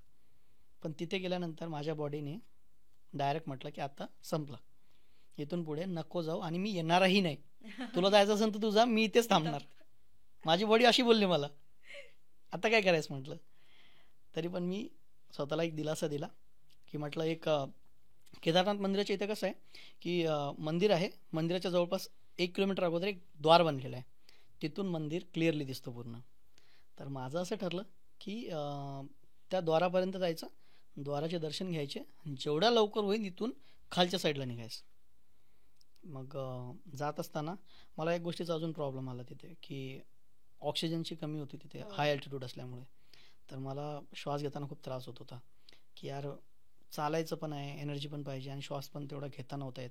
मी जेव्हा चालत होतो तर क्षणोक्षणी मी फक्त एकच जागा शोधत होतो की जर एमर्जन्सी झाली तर जवळपास काही आहे का. 500 मीटरवर तिथे लिहिलं असायचं की 500 मीटरवर इथे वरती रुग्णालय आहे, जे गव्हर्नमेंटचे तिथे पेंडॉल्स वगैरे लागलेले असतात. तर मी वेळोवेळी तेच बघतोय की जवळपास पेंडॉल आहे का, जवळपास पेंडॉल आहे का, कारण मला प्रॉब्लेम होतोय, मी नाही चालू शकत आहे. तर मग मी कसं तरी करत मी त्या गेटपर्यंत पोचलो. गेटवर पोचल्यानंतर मला असं वाटलं की आता मी जिंकलो. भाई जेवढी थकान होती ना, सिरियसली सांगतो, तिथे सगळं संपलं, थकान वगैरे सगळीच संपली. नंतरला बसलो तिथे 5 मिनटं आणि असंच बघत बसलो फक्त मंदिराकडे की किती भारी दिसतं यार. खरंच लोक जे एवढ्या दुरून येतात ना, आणि महादेव पण आपले असे आहेत की अशा अशा ठिकाणी जाऊन बसलेले आहेत जिथं नॉर्मली लोक कोणी लवकर जाऊ शकत नाहीत. तर ते माझा फर्स्ट अनुभव तिथे की केदारनाथचं मंदिर वगैरे समोर बघत होतो. पण अजून पण एक विषय होता की मी अजून पोहोचलो नाही मंदिरपर्यंत, मी बसलोय गेटवरच, आणि तिथूनच मंदिराला बघून मी बोलतो की यार किती मस्त मंदिर आहे. त्याच्यानंतरला काय झालं ना, एक 10-15 मिनटानंतर अचानकच माझ्यामध्ये एक एनर्जी आली, सिरियसली सांगतो. म्हणजे आता जर मी ही गोष्ट कोणाला सांगायला जर गेलो ना तर ती लोक बोलतील यार काय फेकतोय, रिॲलिटी आहे. तर जेव्हा मी चालायला सुरुवात केली ऑटोमॅटिकच मला असं वाटलं की यार झालं ना, थकवा सगळं गायब झालाय, चल चालू शकतो तू, मंदिर आहेच किती दूर. मला आतमधून काय वाटलं काय नाही, एनर्जी आली एक आतमधून वेगळीच पॉझिटिव्ह एनर्जी. गेलो मी. त्या दिवशी मला कळालं की ज्या भारी भारी मंदिर असतात आणि जिथे खरंच देवाचा थोडाफार असतो ना, तिथे एक औरा बनलेलं असतं. त्या औराच्या एनर्जीमध्ये जेव्हा तुम्ही एंटर करता तुम्ही स्वतःला ती एनर्जी फील करू शकता, आणि त्या दिवशी मी ती एनर्जी फील केली. तू आता एनर्जीचं म्हणला, मी बऱ्याच लोकांकडून पण ऐकलंय आणि सायंटिस्ट ऍक्च्युअली रिसर्च पण करतायत या गोष्टीवर की 12 ज्योतिर्लिंग जिथे कुठे आहेत तिथे एक वेगळा एनर्जी फील्ड जाणवतो सगळ्यांना, आणि तो खूप स्ट्रॉंग असतो. ऍक्च्युली प्रत्येकाला वेगळ्या वेगळ्या पद्धतीने तो जाणवतो. बरोबर आहे. आता हे जे तुम्हाला मी आत्ता सांगितलं की तिथे पोहोचल्यानंतर मला एक एनर्जीमध्ये मी तिथे एंटर केलं होतं, मला ते फील होत होतं. आणि जवळजवळ जेव्हा मी पोहोचत होतो मला अजून आतमधून खूप भारी वाटत होतं, अजून एनर्जी आली की असं काय असेल तर मी अजून चढायला तयार आहे. असं झालं होतं. कारण की तुम्ही विचार करा, अर्धा तास अगोदर माझ्या दिमागात असं होतं की भाई मी इथपर्यंत आलोय, मी नाही होऊ शकत माझ्याशी आता. माझ्या बॉडीने मला सरळ बोललं होतं की इथून पुढे तू जा, मी नाही येत आता. पण तिथं त्या एनर्जीमध्ये जेव्हा मी एंटर झालो, तर एनर्जीमध्ये एंटर झाल्यानंतर जेव्हा ते सगळं तिथचं बघितलं आणि त्याचं सगळं सीन होतं तिथचा, तो खूप मनमोहक होता खरंच. आणि तिथे पोचल्यानंतर जसं मी पोचलो तिथे एक दादा भेटले मला. त्यांनी असं बघितलं की मी असं प्रवास वगैरे करतो, तर त्यांनी मला न विचारताच माझ्यासाठी जे प्रसादाची पिशवी असते ती पिशवी घेतली माझ्यासाठी. पिशवी घेतली आणि मला असं होत होतं की कसं काय होतं हे सगळं, मी असं काय केलं आहे की हे मला प्रसादाची पिशवी आणून देत आहेत. तर थोडक्यात त्यावेळेला मी सांगितलं की यार बाबाच आपल्याला देत आहेत प्रसाद, घेऊन घे, इथपर्यंत आलाय घेऊन घे, मना नको करूस. तर तिथून प्रसाद वगैरे घेतला. नंतरला वापसीला जेव्हा निघालो, जवळपास 6 तासातच मी खाली आलो. उतरायला ती एनर्जी होती हो, तेव्हा एनर्जी पण बॉडीमध्ये. होती. आणि आपण कसं असतो मंदिराच्या जवळपास जेव्हा एक 10 किलोमीटर रेंजमध्ये असतो, त्यावेळेला तिकडे टेम्परेचर वगैरे मायनसमध्ये असतो आणि खाली आल्यावर टेम्परेचर नॉर्मल आहे. तर कारण की आपण हाय अल्टिट्यूडनं जातो आणि हो. तिथे टेम्परेचर वगैरे खूप जास्त असतं. तर ॲज कम्पेअर ते 10 किलोमीटर खालचं काहीच नाही वाटलं. तर मला असं होतं की यार जेवढा लवकर मी खाली पोहोचेल, मला एक होईल की आपण पोहोचलोय खाली आणि कुठेतरी आपण टेंट लावून झोपू शकतो. पण खाली पोहोचल्यानंतर मला टेंट लावायची पण गरज नाही पडली बघा. खाली पोहोचलो आणि जसं खाली पोहोचलो तर मला तिथे ते प्रसाद तुम्हाला बोललो ना मी, हो. प्रसाद वगैरे द्यायला लोक थांबलेले असतात तिथे. तर वेगवेगळ्या ठिकाणावरून लोक तिथे जातात, पेंडॉल लावतात. जे भाविक भक्त येतात ना, त्यांना ते प्रसाद वगैरे द्यायचं काम, नाश्ता वगैरे, ते 24 तास सर्व्हिस ती लोक देतात. म्हणजे एक सेवाभाव हां, म्हणून. सेवाभाव म्हणून. तर तिथे गेलो, अगोदर चाय घेतली. चाय घेतली आणि नंतरला जेवणमध्ये पिठलं भाकरी होतं. म्हटलं आता विषय एकदम भारी झाला. कारण की महाराष्ट्रातून आपण आलो, पिठलं भाकरी म्हटल्यावर आपल्यासाठी खूप भारी गोष्ट आहे ती. ते आपण कम्पेअरच नाही करू शकत कोणत्या ऍक्च्युली काय फूडसोबत. म्हणजे तिथे नॉर्थ मध्ये जाऊन पिठलं भाकरी होम कम्फर्ट फूड मिळालं तुला. तेच ना, म्हणजे आता हे झालं होतं. आणि मी तुम्हाला मगाशी एक जेव्हा गुजरातचं इन्सिडेंट सांगितलं होतं, त्याच्यामध्ये तुम्हाला मी बोललो होतो 720 रुपये, 750 रुपये माझ्याकडे वाचले होते. हो. तर ते 750चा इन्सिडेंट सांगतो तुम्हाला. जेव्हा मी चढत होतो, मला रस्त्यात मराठीत बोलताना एक कपल भेटला. त्यांच्या हातात एक लहान मुलगा होता. तर कपल असं की एक मराठीमध्ये बोलत होता. तर मराठीमध्ये बोलत आहे, आम्हाला मदत करा, आम्हाला मदत करा म्हटल्यावर, मराठी आहे म्हटल्यावर आतमधून एक असं झालं, हो. हा महाराष्ट्रातला व्यक्ती आहे आणि याची मदत आपण नक्की केलीच पाहिजे. तर मी त्यांच्याजवळ गेलो, म्हटलं काय झालं नेमकं, म्हटलं. आणि आमचा वॉलेट वगैरे हरवलेला आहे म्हटलं, आणि आमच्याकडे पैसे नाही, आम्हाला खाली जायचं. मराठी माणूस म्हटल्यावर मी एक आशेपोटी की यार आपल्या इकडचा माणूस आहे, त्याला त्रासामध्ये नको जोडायला. माझ्या वॉलेटमध्ये जे 750 रुपये होते आणि सुट्टे पण होते 5-10 रुपये, ते सगळे देऊन टाकले मी त्यांना. म्हटलं माझ्याकडे जर खरं सांगतो म्हटलं शपथ, की माझ्याकडे जर अजून पैसे असते तर मी तुम्हाला ते सगळे दिले असते म्हटलं. तिथपर्यंत सगळं ठीक होतं. दर्शन करून जेव्हा मी पुढच्या दिवशी वापस येत होतो, तर त्यावेळेला असं झालं की ते कपल मला तिथेच भेटलं परत. आता त्यांचं लक्ष नसेल माझ्यावर बहुतेक, ते कपल तिथेच होतं. मग मला असं वाटलं यार की मी मदत केली आहे आणि हे लोक थोडक्यात आपल्याला एड्यात काढलं यांनी. आता मराठीत बोलत आहेत ते मग महाराष्ट्रातले आहेत का कुठचे आहेत ते आपल्याला पण हा. माहीत नाही. कारण की त्यांना पण माहिती असेल की मराठी माणूस महाराष्ट्रातले लोक मायाळू असतात, म्हणून बहुतेक ते लोक मराठी वापरत असतील, हे पण असू शकतो. असू तर शकतं. पुढच्या दिवशी जेव्हा मी वापस येतो त्यांना बघितलं, थोड्या क्षणासाठी वाईट वाटलं. पण उज्जैनची मला गोष्ट आठवली. ते काय बोलले होते की तू ज्या मनाने देतोय ते तुझं कर्म आहे आणि ज्या मनाने ती लोक घेत आहेत ते त्यांचं कर्म आहे. तर मी तिथेच सोडून दिलं की यार ठीक आहे, कोई बात नहीं, होता है, बडे बडे शहरों में छोटी छोटी बातें होती रहती है. असं बोलून मी माझा प्रवास खाली आलो. तिथे चाय वगैरे घेतला, पिठलं भाकर खाल्ली. नंतरला आता तिथून वापस निघायचं म्हटल्यावर आतून पुढचा प्रवास मग कंटिन्यू केला. हो. मग तिथून आता उत्तराखंडावरनं बाहेर परत वॉकिंग. हो, कारण की तिथे सगळ्या जेवढ्या गाड्या चालतात ते सगळे तुम्हाला फेअर देऊन चालवं लागतं. अजून मला एक किस्सा आठवतोय, मी शेअर नाही केला तुमच्यासोबत. जेव्हा आम्ही इकडून जात होतो तर मला एक दादा भेटले होते. आता एंट्री तिथे भेटत नव्हती ॲक्च्युली. त्यांचं म्हणणं काय होतं की तुमचे जर इथे बुकिंग वगैरे असणार हॉटेल्समध्ये, कारण की वरती ऑलरेडी खूप लोक गेले होते आणि मी नेमका नेक्स्ट डेच पोचलो होतो, ज्या दिवशी कपाट खोलले होते 25 तारखेला, आणि मी 26 तारखेला वरती होतो. तर त्या क्षणामध्ये कसं झालं की ते पोलीस वगैरे काय बोलत होते की तुम्हाला तुमच्याकडे कन्फर्मेशन असलं पाहिजे, त्यावेळेला हा. आपल्याला रजिस्ट्रेशन करायचं आहे केदारनाथचं. तुमच्याकडे जर रजिस्ट्रेशन असणार तर तुम्ही वरती जाऊ शकतात, अदरवाईज तुम्हाला अलाउ नाही आहे वरती. तर मग तिथे एक दादा भेटले मला. त्यांना म्हटलं यार दादा करा ना यार, म्हटलं मला मी एवढं दुरून आलो आहे, म्हटलं काहीतरी करा प्लीज.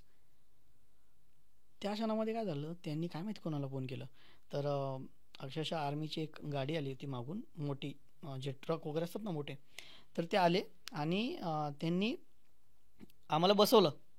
ते दादा बोलले लवकर बस म्हणे, हा. कारण की आता ऑब्व्हियसली त्यांना पण अलाव नसतं, पण त्यांनी पुढपर्यंत मग कशी तरी आमची मदत केली. आणि त्यामुळं मी ते जे मदत एक बाँड्री टाईप आलं होतं ना, मला वरती जाता येत नव्हतं, त्यांनी मला तिथून पुढे सोडल्यामुळे मला ते पॉसिबल झालं पुढे जायला. वाव. तर खरं तर जे आपले आर्मीज वगैरे तिथे आणि जे ड्युटीज वगैरे करतात त्यांना थँक्यू सो मच. त्यांच्यामुळे माझा प्रवास अजून थोडा इझी झाला तिकडे गेल्यावर. तर तिथून मग आता पुढचा प्रवास कंटिन्यू केला मग मी.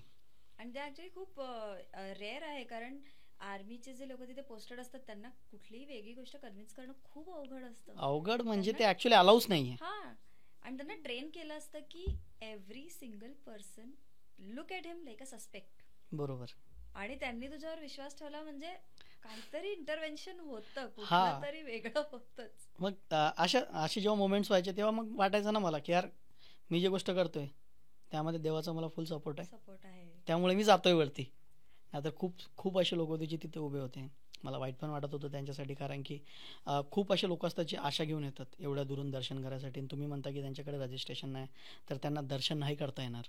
तर थोडक्यात काही लोक असे पण असतात ज्यांना शिक्षण वगैरे नसतो, त्यांनी कसं रजिस्ट्रेशन करायचं ते पण प्रश्न आहे ना. True. मग हे रजिस्ट्रेशनचं थोडंसं मला वेगळं वाटलं, पण ठीक आहे. ते असं माईट बी आता टेररिझम वगैरे ते टेररिस्टचा हे असतो ना धोका, त्याच्यामुळे त्यांनी हे केलं असेल, ठीक आहे, काय प्रॉब्लेम नाही. मग केदारनाथ झाल्यानंतर आता तर असं होतं की झालं आहे आपला केदारनाथ, उत्तराखंड सोडायला पाहिजे आता आपण, कारण की उत्तराखंडमध्ये एकच ज्योतिर्लिंग आहे, इथून पुढे आता वाराणसी जायला पाहिजे आपण. पण मी म्हटलं नाही, मी ऐकलंय म्हटलं तुंगनाथ हा महादेवाचं जगात सगळ्यात हाईटवर असलेला मंदिर आहे. हो. तर म्हटलं तुंगनाथ करायचं का, स्वतःलाच प्रश्न विचारला, तुंगनाथ करायचं का. आणि मधात हे पण प्रश्न आला मनात की जेव्हा कपाट वरती बंद असतात केदारनाथला, तर मग त्यावेळेला म्हणजे मंदिर तर आपल्याकडे बंद नाही होत, मग काय देवाला का वरती आतमध्ये बंद करतात, मला हा प्रश्न यायचा. मग नंतरला मला कळालं की जे 6 महिने तिथं चालू असतं त्यावेळेला बाबा वरती असतात, आणि अदर टाईममध्ये बाबा खाली उखीमठ म्हणून एक जागा आहे तिथे असतात. हा. मग मला ती पण जागा बघायची होती, कारण तिथपर्यंत गेलोय म्हटल्यावर अर्धा अंश त्यांचा आहे तिथे आणि अर्धा अंश तिथे बघून यायचं म्हटलं. ओखीमठला गेलो. ओखीमठला मला गेल्यानंतर मला माहीत पडलं की तुंगनाथ इथून जवळपास एक 150-200 किलोमीटर आहे, आणि मला ॲक्च्युली मी ऐकलं होतं तुंगनाथला मला जायचं आहे म्हणून वगैरे वगैरे. तर मला एक लिफ्ट पण भेटली पुढे, तर चोपता व्हॅलीपर्यंत मला लिफ्ट भेटली. म्हटलं यार चला यार जातोय, जो होगा देखा जाएगा, इथपर्यंत आलो आहे. आणि वरती थंडीचं वातावरण असल्यामुळे मग ज्याने मला लिफ्ट दिली होती त्याने मला अशा ठिकाणी सोडलं जिथे आजूबाजूला सगळं जंगलच आहे, आणि रिसॉर्ट हॉटेल वगैरे आहेत, फक्त हा. 2-3 हॉटेल्स आहेत. तर हॉटेल्स आहेत म्हटल्यावर हॉटेलला मी काय बोलणार, विदाऊट मनी आहे म्हटल्यावर ती लोक मला पहिला पळवतील इथून, हो. कारण की माझा होलियात एवढा हे झाला होता तिथपर्यंत, बॅग वगैरे एवढी मोठी घेऊन कोणी पण अलाव नाही करणार ऑब्व्हियसली, कारण की तो एरिया थोडासा रिस्ट्रिक्टेड एरिया टाईप बोलता येईल आपल्याला. तर मग त्यांना जाऊन कन्व्हिन्स केलं, यार म्हटलं बघा म्हटलं प्लीज म्हटलं, कारण की मी एवढा दूर प्रवास करून आलो, मला तुंगनाथ बघायची खूप इच्छा आहे म्हटलं, आणि मला मदत करा म्हटलं प्लीज. त्यांनी मला रात्री तिथं झोपायसाठी जागा पण दिली, खायला पण दिलं, आणि सकाळी मग चहा पण दिला त्यांनी मला. वाव. सकाळी जाताना मी त्यांना धन्यवाद बोललो मनापासून. जेव्हा मी तिथून निघालो, आता मूवीजमध्ये आपण बऱ्यापैकी बघितलं की असे सिनरी व्ह्यूज असतात, मागे एकदम पांढरा डोंगर दिसतोय बर्फाचा, आणि मधात हिरवळ आहे पूर्ण, हो. गाणं चालतोय मस्त, हिरो नाचतोय, हिरोईन नाचते, आणि ते फक्त माझं तर हिरोईन तर कधी लक्षात गेलंच नाही. थोडक्यात ते जे नजारे असायचे त्या नजाऱ्यावर लक्ष द्यायचं आपलं, की यार भाई हे किती मस्त आहे. तर आपण हे जेव्हा मी समोरासमोर बघत होतो, मी एक्सप्लेन नाही करू शकत होतो. म्हणजे बोलतात की ज्या ड्रॉइंग्स मी काढायचो शाळेत असताना, म्हणजे थोडक्यात डोंगर काढायचो आणि डोंगराच्या वरती थोडा पांढरा, खाली सगळे चॉकलेटी, तसं इन्सिडेंट मला तिथं बघायला भेटलं. Wow. म्हणजे थोडक्यात लहानपणीच्या सगळ्या आठवणी जाग्या झाल्या की यार हे सगळं स्वप्नच आहे भाई खरंच. तुंगनाथचा जेव्हा आम्ही ट्रेक चालू केला, सुरुवातीला धुकं होतं. धुक्यानंतर तिथे ऊन निघाली. ऊन निघाल्यानंतर तिथं मग ढगाळ वातावरण झालं. नंतर तिथं गारपीट झाली त्या ट्रेकमध्ये बरं का. एकाच हां, ट्रेकमध्ये. गारपीट झाली, गारा पडल्या. नंतरला थोडा पुढे गेलो, स्नोफॉल भेटलं वाव. मंदिरापर्यंत. मंदिराच्या इथं पोहोचलो ना, स्नोफॉल स्टार्ट झाला. तुंगनाथ मंदिराच्या इथं पोहोचलो तर स्नोफॉल स्टार्ट झाला. म्हणून मी विचार करतोय कसं काय पॉसिबल आहे एकाच ट्रेकमध्ये तुम्हाला एवढं सगळं वेदर बघायला भेटणं. आणि ह्या एक्साइटमेंट पोटी मी कधी बिमार पण नाही पडलो थोडक्यात. माझ्याकडे एवढे सगळे टॅबलेट्स मी कॅरी केले होते. पोट दुखेल तर एक घेईल, सर्दी झालं तर एक घेईल, ताप आला तर एक घेईल, डोकेदुखी झाली तर एक घेईन. पण पूर्ण प्रवास संपेपर्यंत मला एक टॅबलेट घ्यायचं काम एक पडलं पण नाही. नाही लागली. सिरियसली एक पण नाही.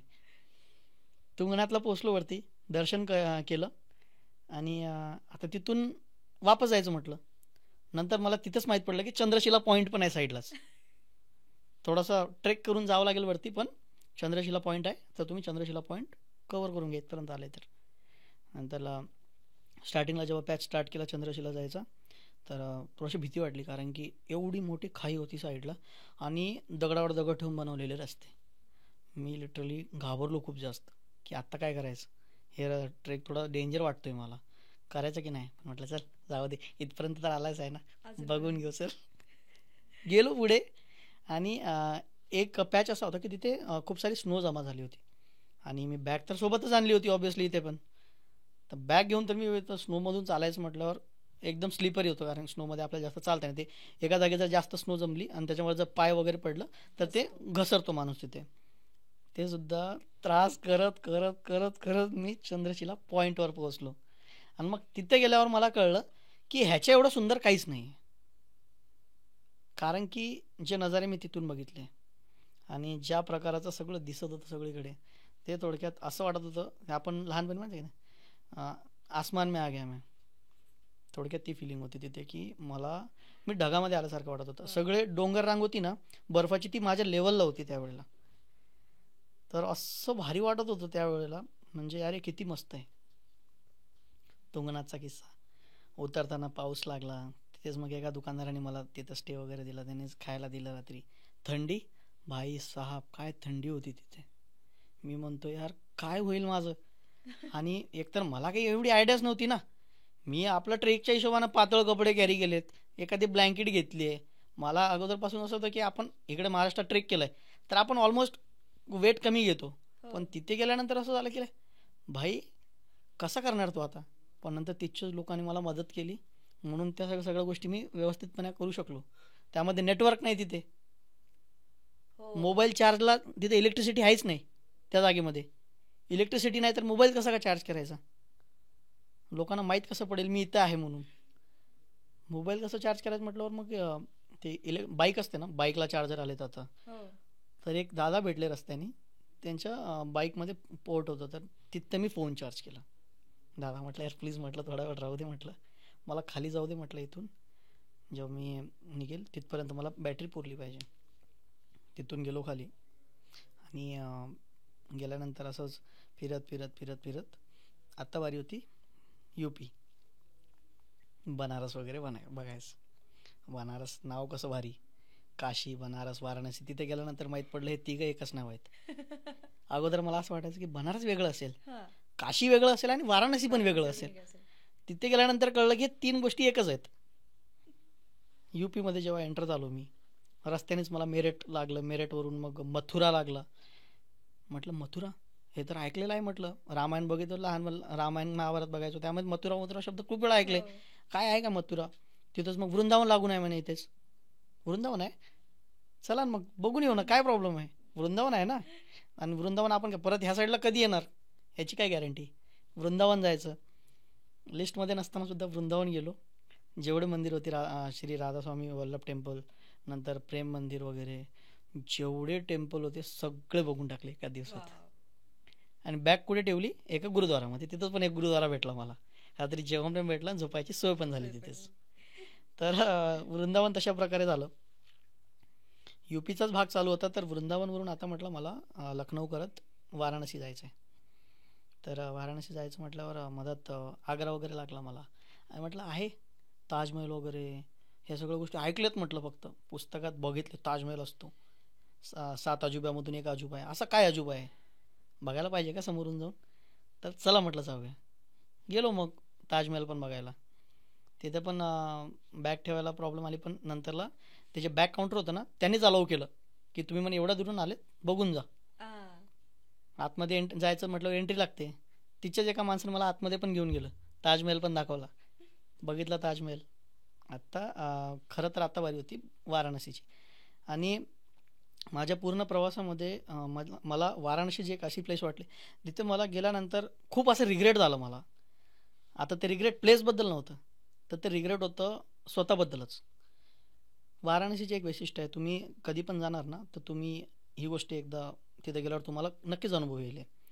गंगा नदीच्या काठावर जेव्हा आपण जातो ना, तिथं वाराणसीमध्ये आपण जेव्हा शिरतो, तर आतमध्ये गेल्यानंतर नदीकाठ जेव्हा जवळजवळ यायला लागतो, तिथं दशाश्वमेध घाटवर मी त्या रूटनं चाललो होतो. मला रिग्रेट यायला लागलं होतं की यार मला त्या क्षणाला सगळंच आठवलं. मी माझ्या लाईफमध्ये जेवढं कोणाकोणाबद्दल वाईट केलं होतं ना, मला त्या क्षणामध्ये तिथून तिथं पोहोचेपर्यंत मला सगळंच आठवलं की यार मी कोणाबद्दल किती वाईट केलं आहे. थोडक्यात सगळंच रिग्रेट बोलतात ना की यार मी ह्याच्याबद्दल वाईट केलं आहे, ह्याच्याबद्दल वाईट केलं आहे. मग सगळं आठवायला लागलं. तिथं गेल्यानंतर मला असं फील व्हायला लागलं की हां खरंच आपण इथपर्यंत आलो आहे आणि एवढा रिग्रेट का फील होतो आहे आपल्याला. पण ते मोमेंट खूप भारी होतं. म्हणजे थोडक्यात तिथे गेल्यानंतर मला कळलं की माणसाचं जे आपण जे माणूस म्हणून जन्माला येतो, खूप साऱ्या अपेक्षा असतात. कोणी म्हणतो मला करोडपती व्हायचं आहे, कोणी म्हणतो मला कार घ्यायची, मला मोबाईल घ्यायचा आहे, घर घ्यायचं आहे. पण शेवटी कळतं की तिथे येऊन सगळं संपत आहे आणि जेव्हा तो जातोय त्याच्याकडे काहीच नाही आहे. मला म्हणजे तिथं तुम्ही नॉर्मली कसं असतं, जर एखाद्या व्यक्तीची मृत्यू होते तर थोडंसं निगेटिव्ह वातावरण वाटतो तिथे थोडाफार. पण तुम्ही जेव्हा बनारसला जाणार, वाराणसीला जाणार, तिथे बोलतात ना काशी, ते खरंच आहे. तुम्ही जेव्हा समोर प्रेत असे जळताना बघतात ना, तर तुम्हाला ती वाईब नाही येत आतमधून, उलटं तुम्हाला भारी वाटतं. आणि तुम्ही अक्षरशः तिथं बसून ते बघता सगळं बनारसचं जेवढं काही इन्सिडेंट्स आहेत ते तुम्ही बसून तिथं बघता की यार जे एकामागे एक तिथे जवळपास 24 तास ती मणिकर्णिका घाट मी जे बघितलं तिथे 24 तास प्रेत जळतात. आणि त्या गल्लीमधून मी असं जेव्हा क्रॉस झालो तर माझ्या मनात असं आलं की ह्या गल्लीमधून कितीतरी प्रेत गेले असतील. तिथं मग मला थोड्या वेळानंतर माहीत पडलं की इथं असे पण काही आश्रम आहेत जिथे फक्त लोक मरण्यासाठी येतात. कारण की आपल्या धार्मिक ग्रंथानुसार असं आहे की काशीमध्ये जो व्यक्ती मृत्यू पावतो त्याला मोक्ष भेटतो, बरोबर. तर मोक्ष घाट म्हणतात त्याला. तर तिथे पोचल्यानंतर मला माहीत पडलं की इथे असं पण आश्रम आहे जिथे लोक फक्त शेवटचे क्षण जगायला येतात. खूप दुरून दुरून लोक फक्त तिथे जळायला येत आहेत. का तर फक्त मोक्ष. आणि तिथे 24 तास असे डेड बॉडीज. मी तिथे पोचल्यानंतर टेंट वगैरे तर लावलाच होता, पण माझी टेंटमध्ये राहायची इच्छा नव्हती होत. मी असं माझ्या मनातून होत होतं की राहून राहून मी त्या जागेकडे चाललो होतो, मणिकर्णिका घाटकडे. ते असं ओव्हरवेल्मिंग होतं माझ्यासाठी, पण तरी पण मला का माहिती पण ते मला बघायला आवडत होतं हे सगळं. त्या मोमेंटमध्ये मला सगळं जे एन्व्हायरमेंट तिथं बनलं होतं त्यामुळे मला वाटत होतं की यार हे काय आहे, आपण जे तिचं लाईफची रियालिटी म्हणतो आपण. लाईफ टाईम मी ज्याच्यासाठी लढलो एवढा, मी जवळपास लहानपासून मोठा झालो, तिथपर्यंत पैसा केला आणि शेवटी पैसा मेलो तर सगळा पैसा दुसरे घेऊन गेले, ते पण तुमचा नाही झाला. तिथं जाऊन ती गोष्ट कळली की यार आपण जे एवढं लाईफ टाईम आपण एवढी भांडण करतो त्या प्रत्येक गोष्टीसाठी, आपापसात भावाभावात आपण भांडण करून घेतो त्या गोष्टीसाठी, काय तर पैशासाठी. तर तिथे गेल्यानंतर कळलं की ह्या सगळ्या गोष्टी सगळं मोहमाया आहे. आणि हे मी असं फक्त आज व्हिडिओमध्ये बोलतोय म्हणून नाही बोलत आहे. तुम्ही जेव्हा कधी बनारसला जाणार ना, मणिकर्णिका घाटवर तुम्ही गेले, मणिकर्णिका घाटवर तुम्ही जेव्हा जातात तुम्हाला ह्या गोष्टी ऑटोमॅटिक रिअलाईज होणार. तुम्हाला खोटं वाटेल, तुम्ही जेव्हा पण जा तुम्ही एकदा ही गोष्ट अनुभवा तिथे बनारसमध्ये. त्या जागेची ही एनर्जी आहे की ही खूप मोक्षाची ओढ, खूप जास्त एनर्जी आहे तिथे. केदारनाथची एनर्जी. हा, त्याला एनर्जी नाही म्हणतात, खूप जास्त एनर्जी म्हणता येईल आपण. म्हणजे बनारस खरंच बोलतात ना मोक्षधाम शेवटचं म्हणतो, खूप डेंजर आहे तिथे. म्हणजे एवढं भारी एनर्जी मला तिथे फील झाली होती. मला राऊंड मी असं व्हायचं ना की मी खूप इंटरॅक्टिव्ह, मी तिथे कोणाशी पण जाऊन बोलायचं कसं आहे काय. पण तुम्ही विश्वास नाही करणार, 2 दिवस मी फक्त पूर्ण दिवस मी नदीकडे बघत बसलोय. बघतोय नदीकडे, मला काहीच नाही घेणं देणं, असं झालं होतं तिथे. तिथेच जवळपास तिसऱ्या दिवशी माझ्यासोबत एक इन्सिडेंट घडलं होतं. घाटावर बसलं असताना मला एक पाण्यात एक डेड बॉडी अशी पाण्यात मला तरंगताना दिसली. आय वॉज शॉक, कारण की असं कधीच बघितलं नव्हतं मी. मी तर असं घाबरलो की कोणाचं तरी मर्डर वगैरे झालंय, कोणीतरी इथं पाण्यात फेकलंय म्हणून. आता आपल्यासारख्याला तसंच वाटणार ना, कारण की त्याला कापड गिपड बांधून प्रॉपरली फेकलंय. नंतरला ही गोष्ट जेव्हा मी तिथचे जे पोलीस वगैरे असतात त्यांना मी माहिती दिली या गोष्टीची, तर त्यांनी खूप नॉर्मली घेतलं या गोष्टीला. मी म्हणतोय भाई कोणाची तरी डेड बॉडी पाण्यात पडली आहे, ही लोक एवढं लाईटली कसे काय घेत आहेत. मग हा प्रश्न होता माझ्या मनात. तिथंच एक बाबा बसले होते, त्यांना विचारलं मी, बाबा म्हटलं हे व्हॅलिड आहे का, म्हटलं बरोबर आहे का म्हटलं असं पाण्यात फेकणं. तर त्याने मला सांगितलं की काही बॉडी अशा असतात म्हणे ज्या बॉडीला आपण जाळू शकत नाही म्हणे आपल्या ग्रंथांनुसार. तर तसल्या बॉडीजला काय करतात की त्याला कापडमध्ये बांधून त्याला नदीत फेकतात, आणि जे नदीतले मासे वगैरे असतात ते त्याला कोरपून पूर्ण खाऊन घेतात. हे मला तिथे माहीत पडलं. आणि जेव्हा डेड बॉडी वगैरे तेव्हा घाबरलो होतो. नंतरला मग नॉर्मल झालं सगळं माझ्यासाठी. गंगा आरती एक्सपिरियन्स केली, टेंटवर बसून तिथे नदी बघत राहायची रात्रभर, बनारसचा घाट बघत राहायचा, मस्त वाटायचं एकदम निवांत. मी म्हणतो पूर्ण आतापर्यंत जेवढा मी प्रवास केला सगळ्यात मला जे आतमधून असं वाटतं की त्या जागेवर जाऊन परत बसावं, तर ते बनारस आहे खरंच. हां. आणि एवढंच नाही तर तिथे तिचं फूड पण चांगलं आहे. फूड खूप टेस्टी आहे, म्हणजे बोलतात ना, आता मी तर विदाऊट मनी ट्रॅव्हलवर होतो, मी कसं काय ते मी एक तर फूडी आहे खरंच. मला खाय प्यायचं एवढा नाद आहे, कारण की दुसऱ्या नशापाणी काही नाही तर खायचंच नाद आहे मला. खायचं आणि फिरायचं खूप नाद आहे मला. आता सगळं बघतोय पण खाता येईना विदाऊट मनी असल्यामुळे. तर मग तिथचेच काही लोक जे असतात तेच ज्यांना माहीत पडलं की विदाऊट मनी ट्रॅव्हल आहे, तर त्यांनी एकदा एका जणाने माझ्यासाठी तिथे काहीतरी खायला आणलं. तर ते जेव्हा मी टेस्ट केलं प्युअर असं, मी याच्या अगोदर तूप वगैरे कधीच खाल्लं नव्हतं. मला तूपचं इरिटेशन वाटतो लहानपणापासून. तूप म्हणजे नाहीच पाहिजे मला. तिथे गेल्यानंतर कळलं की हे तूप आहे, आणि फर्स्ट टाईम मी तिथे तूप खाल्ला खरंच. म्हणजे ह्या गोष्टी म्हणजे लाईफमध्ये जेवढं म्हणजे अगोदर कसा होतो मी, असे हळूहळू चेंजेस होत गेले माझ्यामध्ये. तिथेच दिवसाला बनारस काशी विश्वनाथ मंदिरामध्ये जाऊन मी प्रसाद वगैरे घ्यायचो. प्रसाद वगैरे घेतल्यानंतर दिवसभर मस्त बनारस फिरायचं, काही टेन्शन नाही, पैशाचं काही लेनदेन नाही, मस्त फिरायचं. आणि तिचे फेरीवाले पण मला बिना पैसे फेरीमध्ये पण फिरवायचे, नदीमध्ये इकडे तिकडं. एक नंबर. गंगा आरती अनुभवली. गंगा आरती खूप मस्त, एक खूप भारी मोमेंट. गंगा आरती वगैरे समोरून जेव्हा आपण एक्सपिरियन्स करतो, मूवीज असं जेव्हा आपण व्हिडिओजमध्ये बघतो ना, तर त्यावेळेला थोडा फील होतो त्या गोष्टी, गंगा आरती वगैरे कशी असेल. पण जेव्हा तुम्ही समोरून बघणार खूप भारी वाटतं. बनारसची गंगा आरती जर तुम्ही बनारसला गेले तर कधीच मिस नाही केली पाहिजे. तुझी जर्नी तर खूप अमेझिंग आहेच, प्रवास खूप छान आहे, त्याच्याहून छान आहे तुझं नरेशन. आत्ता गेल्या 2 तासात मी महाराष्ट्रापासून सुरू करून बनारसपर्यंत फिरून आली असं वाटतंय मला. मी जो एक्सपिरियन्स तिकडे घेतलाय तो तुमच्यासोबत शेअर करतो, तर आणि सोप्या भाषेत शेअर करतोय, थोडक्यात आपण गप्पा मारतोय इथे, तर ते तुम्हाला अजून फील होईल ती गोष्ट, कारण की मी ते अनुभवून आलो, तर त्या गोष्टी तुम्हाला आता कळत आहेत. आता बनारस इथे खरं तर बनारस सोडायची इच्छा होत नव्हती, कारण की बनारस खरंच खूप भारी होतं. पण आता एक जागी मोहात न थांबता मला पुढे निघायचं होतं, कारण की 12 ज्योतिर्लिंग माझं टार्गेट होतं.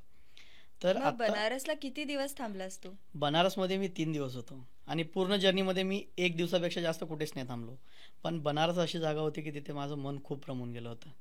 तिथे म्हणजे तिथून बाहेर जायची इच्छा होत नव्हती पहिली गोष्ट. म्हणजे साहजिक आहे, मगाशी तू जेव्हा घाटाचं वर्णन करत होता तेव्हा मलाही असं वाटत होतं की उद्याची गाडी पकडून जावं, जरा वेळ संध्याकाळी घाटावर बसायला जावं थोडंसं. बरोबर. कारण की तिथचा तो अनुभव आहे, जसं मी तुमच्यासोबत आता शेअर केलं. खरं तर त्या गोष्टी जेव्हा आपण असं मूवीज वगैरे मध्ये बघतो, व्हिडिओजमध्ये बघतो, तर त्यामध्ये बघण्यापेक्षा जेव्हा आपण स्वतः तिथं जाऊन ती गोष्ट अनुभवतो, तो एक वेगळा एक्सपिरियन्स असतो.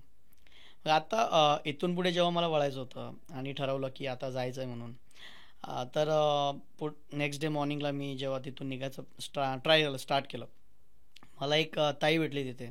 तिने मला लिफ्ट दिली. अगोदर लिफ्ट दिली तेव्हा, तर एक थोड्या 10 किलोमीटर अंतरावर तिने मला सोडलं, आणि तिने मला तिथचं पान, जो बनारसी पान म्हणतो आपण, तिने मला टेस्ट करायला दिलं. की यार तुम्ही इथे आलेत, बनारसचा पान खूप स्पेशल असतो. बनारस तुम्ही आहे, हा बनारसी पान निघाय. तर बघा ना, खैके पान बनारसवाला तसा विषय. तर तुम्ही हा टेस्ट करून जा एकदा. मग आता इथून पुढे निघायचं. आणि खरं सांगायला गेलं तर जर्नी, जे बोलतो टफ जर्नी, ती आत्ता चालू झाली होती. कारण की आत्तापर्यंत असं होतं की मला वातावरण वगैरे थोडंसं थंड वातावरणामध्ये मी होतो. तर त्यामुळे मला त्या गोष्टी फील नाही झाल्या. खरं तर वातावरण मला आत्ता फील व्हायला लागलं होता. कारण की मी कुठेतरी उत्तर सोडून मी आता खाली जायला लागलो होतो, साऊथकडे. तर आत्ता जायचं म्हटल्यावर मग आता जो नेक्स्ट टार्गेट होता माझा, बैद्यनाथ धाम, जो की झारखंडमध्ये आहे. राईट. तर झारखंडमध्ये जेव्हा मी एक लिफ्टवरून दुसरी लिफ्ट करत करत करत मी झारखंडच्या जवळपास पोहोचलो. आता तिथे इन्सिडेंट असा झाला की मी लिफ्ट मागितली एका गाडीला आणि मोठी स्कॉर्पिओ गाडी थांबली तिथे. मला तर सगळ्यात अगोदर असं वाटलं की ती माझ्यासाठी नाही थांबली आहे. नंतरला कळलं की ती माझ्यासाठी थांबली आहे. नंतरला जेव्हा मी त्यांच्याशी जाऊन असं चर्चा केली की सर मला पुढपर्यंत सोडता का प्लीज, तुम्ही जिथपर्यंत चालले तिथपर्यंत, मला आज बैद्यनाथ धाम गाठायचं आहे, जिथपर्यंत तुम्ही सोडणार माझ्यासाठी तेवढं ओके आहे. तर ते बोलले हां चालेल, काय हरकत नाही. तर बॅग तुझी मागे ठेवून दे डिक्कीमध्ये. बॅग जेव्हा डिक्कीमध्ये ठेवायला गेलो, अक्षरशः मी तिथे घाबरलो. पूर्ण जर्नीमध्ये फर्स्ट मोमेंट असा होता की जिथे मला खरंच भीती वाटत होती. का का कारण की त्यांच्या डिक्कीमध्ये गन्स ठेवलेले होते. तर फर्स्ट टाइम म्हणजे असं झालं होतं की यार आता काय करू, ते बोलतात ना, एक आतमधून रिॲक्शन होतं. आतापर्यंत तर मी एकदम बिंदास्तपणे कुठं पण असं वावरतोय, फिरतोय मस्त, काय नाही टेन्शन मला. पण तिथे पहिल्यांदा बंदूक बघितल्यावर नंतर यार म्हटलं बा- आपण काही चुकी तर नाही केली या स्कॉर्पिओवाल्याला थांबवून. नंतरला असं झालं, बसलो तर गाडीत, त्यांच्याकडे बघायची हिंमत होत नाही माझी. तरी पण मी हिंमत करून त्यांना असं विचारलं की सर बंदुका वगैरे तुम्ही गाडीत का ठेवल्यात. तर त्यांचं असं रिॲक्शन होतं की आमच्या इकडे जेव्हा आपण बिहार साईड वगैरे झारखंड साईडला जेव्हा जातो आपण, तर त्या साईडला असं आहे की पॉलिटिक्स वगैरे खूप जास्त चालतं असं हो. ते बोलले मला. तर सेफ्टी पर्पजसाठी ते लोक गन वगैरे ठेवतात. पण मला तर थोडी माहिती होतं की त्यांनी सेफ्टीसाठी ठेवली. मी अक्षरशः खूप घाबरलो होतो तिथे. मग आता हळूहळू जेव्हा मी पुढे वळत होतो, बिहारमध्ये गया म्हणून एक प्लेस आहे. हो. गयामध्ये असंच रस्त्याने जात असताना पहिला तर डिफिकल्टी मला ही आली की माझी जी बॅग होती, जो एक साईड असतो तो तुटला माझा, एक बॅगेचा एक साईड Strap तुटला माझा. गेला. हां, स्ट्रॅप तुटला. तर ऑलरेडी मी 20 kgची बॅग कॅरी करतो म्हटलं, सिंगल साईड कॅरी करून ट्रॅव्हल करणं पुढे, ते पण वॉक करणं, कारण की लिफ्ट भेटत नव्हती तिकडे जास्त. तर मग तिथून डिफिकल्टी स्टार्ट झाल्या ॲक्च्युली. म्हणजे स्ट्रॅप तुटला, नंतरला मग आता कसं करायचं. गया वगैरे पोहोचलो तिथे. लोकांना बोलायच्या अगोदर मला खूप विचार येत होते, कारण की जेव्हा मी एखाद्या गावातून क्रॉस होत होतो, गावातून क्रॉस होत असताना लोक माझ्याकडे असे बघायचे जसं मी काही बोलतात ना एकदम काहीतरी वेगळा प्राणी वगैरे आहे काय, तसं माझ्याकडे ती लोक बघायचे. त्यांना बघून मला असं वाटायचं की यार ही लोक मला का असं बघतात, का असं काही आहे का वेगळं, म्हणजे चाललंय सगळं बरोबर, मी तर माणसासारखाच माणूस आहे. पण कुत्रे पण मला बघून भुंकायचे. माणसं तर सोडून त्या कुत्रे पण मला बघून भुंकायचे. त्यांना काय ना वेगळ्या टेरिटरी मधून ऍक्च्युली आलाय. म्हणजे एवढी मोठी बॅग घेऊन मी फिरतोय, सोबत त्याच्यासोबत टेंट आहे, तर त्यांना काहीतरी वेगळं दिसलं म्हणून ऑब्व्हियसली ती लोक कुत्रं वगैरे पण भुंकले. लोकांना पण एक रिॲक्शन खूप वेगळं होतं. झारखंडमध्ये पोचलो, नंतर हळूहळू कळायला लागलं म्हणजे तिकडे गेल्यानंतर की इकडचं वातावरण कसं, तिकडे पूर्ण ऑलमोस्ट जंगली एरिया आहे पूर्ण. तर तिकडं प्रवास करायला थोडंसं मला असं वाटत होतं की यार ह्या साईडला प्रवास केलेलं बरोबर राहील का. पण म्हटलं यार नाही, इथपर्यंत आलो आहे तर पूर्ण तर करावंच लागेल. आणि झारखंडमध्ये जायला मग बैद्यनाथ धामला मला पोहोचायचं होतं. अगोदरला मधात 2-3 मुलांनी पण ट्रिप दिली, म्हणजे लिफ्ट दिली मला. लिफ्ट दिल्यानंतर त्यांनी तिकडचं वर्णन सांगितलं काय काय असतं. मी त्यांना असं सहजच विचारलं की तुमच्याकडे खायला काय फेमस असतो. तर खायला ती लोक बोलतात की आमच्या इकडे काहीतरी वेगळंच डिश सांगितली, ते आपल्या इकडं तर नाही बाबा, चांगलं आहे ॲक्च्युली, चांगलं आहे. हा. ती लोक त्यांचं जेवण वगैरे, आता ऑब्व्हियसली प्रत्येक राज्यात वेगवेगळं जेवणाच्या पद्धती आहेत. तर तेव्हा फील झालं की यार महाराष्ट्र आपला महाराष्ट्र आहे. तुम्ही महाराष्ट्र सोडून कुठे पण जा, तुम्हाला जो महाराष्ट्रात एक म्हणजे खाद्यपदार्थ वगैरे भेटतो, आपल्याकडे जेवण वगैरे जसं असतं, तो महाराष्ट्र सोडून कुठेच भेटणार नाही तुम्हाला. वरण भात तर वरण भात. वरण भात वरण भात, बाकी काहीच नाही. आता करत करत मी बैद्यनाथ धामचा तुम्हाला किस्सा सांगितला मगाशी की मी खूप थकलो होतो, मला आता चालायला होत नव्हतं आणि 50-60 किलोमीटर बाकी होतं. तर त्या क्षणामध्ये मी लिफ्ट देवाला प्रार्थना केली, मी माझ्या गळ्यात माळ होती, मी माळाला असा हात लावला देवाला की मी आता मला नाही होणार आहे, मला प्लीज हेल्प कर तू. नेक्स्ट मोमेंटला माझ्यासमोर एक गाडी आली होती, मी मागच्या वेळेस सांगितलं तुम्हाला आत्ताच. तर त्या गाडीने मला मंदिराच्या एकदम गेटवर सोडलं तेव्हा पण. हां, तर तिथं दर्शन झाल्यानंतर आता तिथून पुढे निघायचं म्हटल्यावर पण त्या मंदिराबद्दल थोडंसं सांगायचं मला. जे बैद्यनाथ धाम मी व्हिजिट केलं होतं तिथं मला एक वेगळी गोष्ट बघायला मिळाली. म्हणजे नॉर्मली आपलं कसं असतं, महादेवाची जेवढी मंदिरं आहेत, महादेवाच्या मंदिराच्या इथे असं बलिप्रथा वगैरे चालत नाही साईडला, नाही. बरोबर. तर तिथे कसं होतं की महादेवाचं मंदिर होतं आणि साईडला सांगून कालीमाताचं मंदिर होतं. जस्ट मंदिराला लागून तिथे बली वगैरे दिल्या जात होत्या. मग तिथे बकरा वगैरे कापणं वगैरे अशा गोष्टी चालू होत्या. मग मला थोडंसं ते वियर्ड वाटलं, कारण की हा एक माझा नवीन एक्सपिरियन्स होता. याच्या अगोदर मी जिथे जिथे महादेवाच्या मंदिराचं मी व्हिजिट केलं होतं तिथं असं काहीच नव्हतं. हे फर्स्ट टाइम काहीतरी मला वेगळं तिथे अनुभवायला भेटलं होतं. तिथे ऑलमोस्ट बेंगॉली साईडचे लोक जास्त, बंगाल साईडचे लोक, मग त्यामुळे त्यांचं बलिप्रथांवर विश्वास. तर त्या गोष्टी मला तिथे अनुभवायला भेटल्या. हळूहळू जेव्हा खाली वळायला लागलो तर ओडिसा वगैरे, जेव्हा जवळपास ओडिसा क्रॉस करायला लागलो मी, विजयवाडाचा समुद्र जवळपास फील व्हायला लागला. मला तुला असं विचारायचं आहे, मी इंटरप्ट करते, पण आता बिहार पर्यंत तरी ठीक आहे की बिहारी लोकांना म्हणजे हिंदी कळून जाते, बरोबर है ना. आहेस तू महाराष्ट्रीयन, हिंदी छान बोलतो, आपण मगाशी बोललो. बरोबर.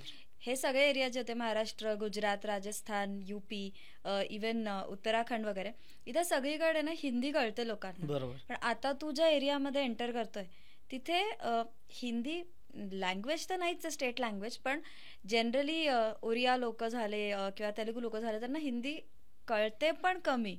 मग तिथे तुला असं लँग्वेजचा बॅरियर नाही आला का, की काय एक्सप्रेस करायचंय, मला समोरच्याला कळतंय का? ॲक्च्युली आला होता.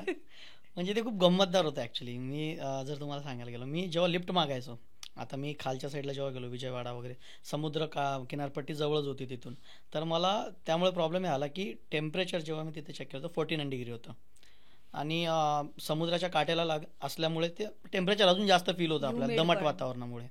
तर मग तिथे मला पूर्ण जर्नीमध्ये तिथे एकदा वाटलं होतं की यार मी ह्या जर्नीला कशाला चालू आहे, कारण की ते ऊन वगैरे, एवढे जास्त ऊन वगैरे, मग ते नको वाटत होतं. मग तिथून जेव्हा लिफ्ट वगैरे घेऊन आता पुढे मला प्रवास करायचा आहे म्हटल्यावर आंध्र प्रदेश वगैरे, माझं मल्लिकार्जुन मला जायचं होतं तिथून पुढे. तर लिफ्ट वगैरे मागायचो. लिफ्ट मागितल्यानंतर मी बोलायचा प्रयत्न करायचो, इंग्लिशमध्ये जमेल, हिंदीमध्ये काहीतरी समजेल त्यांना, नाहीतर मग इशाऱ्याची भाषा मग आपली, मग काय करणार, शेवटी मग तेच करावं लागेल. पण असं व्हायचं कुठे कुठे की मी 100 किलोमीटर एका माणसाच्याच गाडीत बसलोय, तो पण गप्पा आहे आणि मी पण गप्पा आहे. मी फक्त मला हां अण्णा, मग एवढंच म्हणतो, अण्णा अण्णा अण्णा, संपला विषय तिथेच. म्हणजे अण्णाच्या वरती काय बोलणार आहे. हां, मग मला पुढे असं एकदम त्यांची लँग्वेज तर आपल्याला येत नाही, म्हणजे इंग्लिशमध्ये बोलायचा प्रयत्न करायचो. इंग्लिश आता नॉर्मली जे ट्रक ड्रायव्हर वगैरे असतात त्यांना ऑलमोस्ट इंग्लिश नाही जमत. तर मग त्यामुळे असं व्हायचं की ते पण गप्प बसलेले आहेत, मी पण गप्प बसलेलो आहे. मग असं करत करत आंध्र प्रदेश गाठला, मल्लिकार्जुन, श्रीशैलम, मल्लिकार्जुन, तिथे दर्शन घेतले. दर्शन घेतल्यानंतर आता कसं होतं की रामेश्वरम मला तिथून गाठायचं म्हटल्यावर अजून भरपूर लांब होतं, पण मला काहीच नाही वाटत होतं. म्हणजे अजून मला दुसऱ्या स्टेटमध्ये जायचं आहे, तरी पण माझ्या मनात असं होतं की हे तर काहीच नाही आहे. म्हणजे मी एवढा मोठा प्रवास करून आलो होतो, राईट. तर मला इथे आल्यानंतर तो एक कॉन्फिडन्स आला की यार आता हे एवढं करून आता हे काहीच नाही माझ्यासाठी. तर त्यावेळेला मी काय केलं की मी चेक केलं की अजून काय काय जवळजवळ प्लेसेस आहेत माझ्या जर्नीमध्ये मी कव्हर करू शकतो. तर त्याच्यामध्ये एक ईशा योगा फाउंडेशन, तिथे महादेवाची खूप मोठी मूर्ती आहे, तर ती मूर्ती बघायची मला इच्छा होती. आणि सोबतच मला कन्याकुमारी पण बघायचं होतं, की म्हटलं मी भारताच्या वरच्या पॉईंटवरून आलोय, राईट, तर मला हे पॉईंट नाही सोडायचं आहे. तर कारण की असं होतं ना की परत कधी येईल मी, तसं आहे. तर मी जिथे जिथे गेलो माझ्या दिमागात एकच असायचं की परत कधी येईल. त्यानिमित्तानं मग मी सगळे जेवढे बघायचे प्लेसेस असतात ते सगळेच बघत बघत बघत पुढे गेलो. मी मल्लिकार्जुन झाल्यानंतर जेव्हा खाली मी क्रॉस झालो, चेन्नई वगैरे तामिळनाडू मी पोचलो, कोइंबतूर जायचं होतं मला.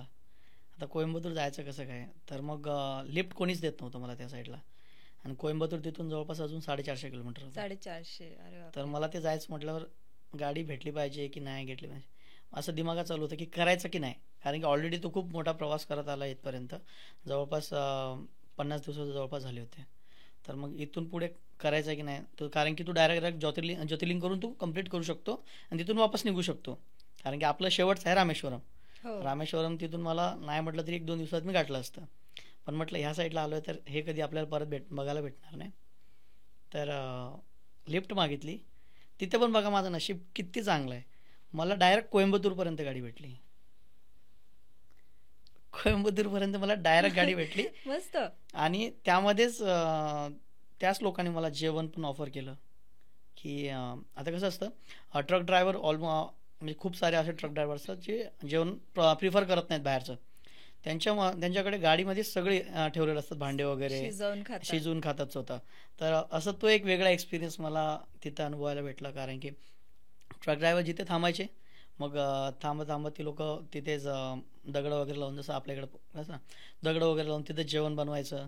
आणि त्या साईडला असं होतं की हिरवळ होती खूप ठिकाणी. तर त्यामुळे असं एकदम वातावरण भारी असल्यामुळे मग ह्या गोष्टी मूवीजमध्ये बघितल्या होत्या की ट्रकचा आपण लिफ्ट घेतलंय, फिरतोय आणि मग एकदम निवांत वातावरण आहे, काय नाही. मग फर्स्ट टाइम जेव्हा ह्या गोष्टी समोरासमोर एक्सपिरियन्स केलं होतं तर त्यावेळेला थोडंसं ते नवल वाटत होतं आणि खूप भारी वाटलं ॲक्च्युलीमध्ये. तर नेक्स्ट डे कोइंबतूर गाठला. कोइंबतूरवरून चालत चालत एक लिफ्ट भेटली आणि ज्या माणसाने लिफ्ट दिली तो तिथेच ईशा योगा फाउंडेशनला तो काम करायचा तिथे. अच्छा. तर त्याने मला सांगितलं थोडक्यात की असं असं आहे आणि कसं तिथं काय म्हणजे ॲक्टिव्हिटीज वगैरे असतात. म्हणजे थोडक्यात तिथे ध्यानलिंगम वगैरे आहे. हो. तर त्या गोष्टी मला सगळ्या एक्सपिरियन्स करायचा, सूर्यकुंड वगैरे. तर जेव्हा मी तिथे पोहोचलो ह्याच्या अगोदर मला जेव्हा केदारनाथला होतं मला ते एक पॉझिटिव्ह एनर्जी फील झाली होती.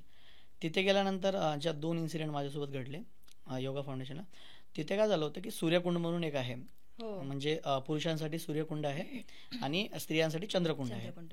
तर सूर्यकुंडामध्ये जेव्हा मी स्नान करायला गेलो तर माहीत नाही तिथे काय होतं, पण जेव्हा मी माझा फर्स्ट पाय सूर्यकुंडात असं टाकलं तर मला असं बोलतात ना एक शॉक लागल्यासारखं वाटलं मला फील तिथे. आणि ते म्हणजे खूप वेगळं ह्याच्या अगोदर मी असं कधीच अनुभवलं नव्हतं. तर जेव्हा आतमध्ये गेल्यानंतर त्याच्यामध्ये शिवलिंग असतात पाण्यामध्ये हो. आणि तिथे पोहायचं नव्हतं, बघ स्नान वगैरे दर्शन वगैरे करून बाहेर निघायचं असतं. तिथून तो थोडासा एक वेगळा मला तिथे गेल्यानंतर पहिल्यांदा असं फील झालं की काहीतरी वेगळं आहे इथे. मग ध्यानलिंगममध्ये जेव्हा गेलो एक शिवजीचं खूप मोठं शिवलिंग आहे ठेवलेलं आहे मधात आणि अवतीभोवती फक्त 10 मिनटं बसायला देतात आपल्याला आणि तिथे बसून तुम्ही फक्त ध्यान करू शकता 10 मिनटं. पण त्या 10 मिनटामध्ये जेव्हा तुम्ही ध्यान करता ना तुमचे हात असतात ना जे आपण असं बसतो हो. तर हात आपले असे व्हायब्रेट करायला लागतात तिथं ऑटोमॅटिक. आणि हे Actually, माझ्यासोबतच घडलं नव्हतं तिथे. तिथे अजून एक व्यक्ती होतं जे म्हणजे असंच नॉर्मल फ्रेंड बनला होता तिथे गेल्यानंतर. त्याने पण मला सेम अनुभव सांगितला तिथे पोहोचल्यानंतर. ऍक्च्युली त्या जागेचा ना वाईब्स किंवा ऑरा जी म्हणतो ना आपण तीच खूप स्ट्रॉंग आहे. म्हणजे जनरली आपण मेडिटेशनला बसतो, थोडा वेळ आपण माइंड हलकं करतो वगैरे, बरोबर. पण तिथे मेडिटेशन समहाव इझिली येतं. म्हणजे हम्म, तुम्ही त्या प्लेस वरती लवकर पोचता. बरोबर. कारण की ती जी जागा जिथे बसलेली आहे म्हणजे ईशा योगा फाउंडेशन जे आहे ते जिथं बसलेलं आहे ना तिथं पूर्ण जंगलाचा एरिया आहे. हो. जेव्हा तुम्ही तिथे जाता तर एंटर केल्यापासून तर असं मोकळा मैदान आहे. गायींसाठी असं चारा ठेवलेला आहे, गायी चरतात वेगवेगळ्या ठिकाणी. पिण्यासाठी पाणी ठेवलेलं आहे गायींसाठी. तर असं म्हणजे एक भारी वाटतं की यार काहीतरी इथे खरंच बोलतात की कसं असतं नॉर्मली आपण कुठे पण जातो धार्मिक स्थळांवर तिथे लुटण्याचं काम जास्त होतं. आज ऑलमोस्ट धार्मिक प्लेसांवर लुटायचंच काम आहे VIP हो. दर्शनाच्या नावावर. आता ही गोष्ट तिथे नाही बघायला भेटली मला.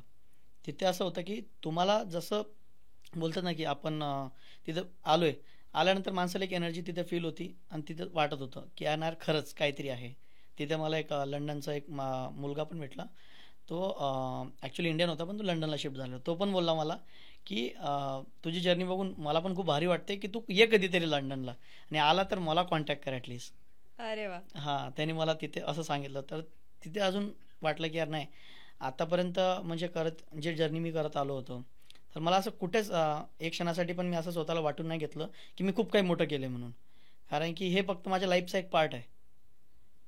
कारण की जर्नी माझी इथे संपणार नाही. इथून पुढे मी अशा कितीतरी जर्नीज करणार आहे पुढे.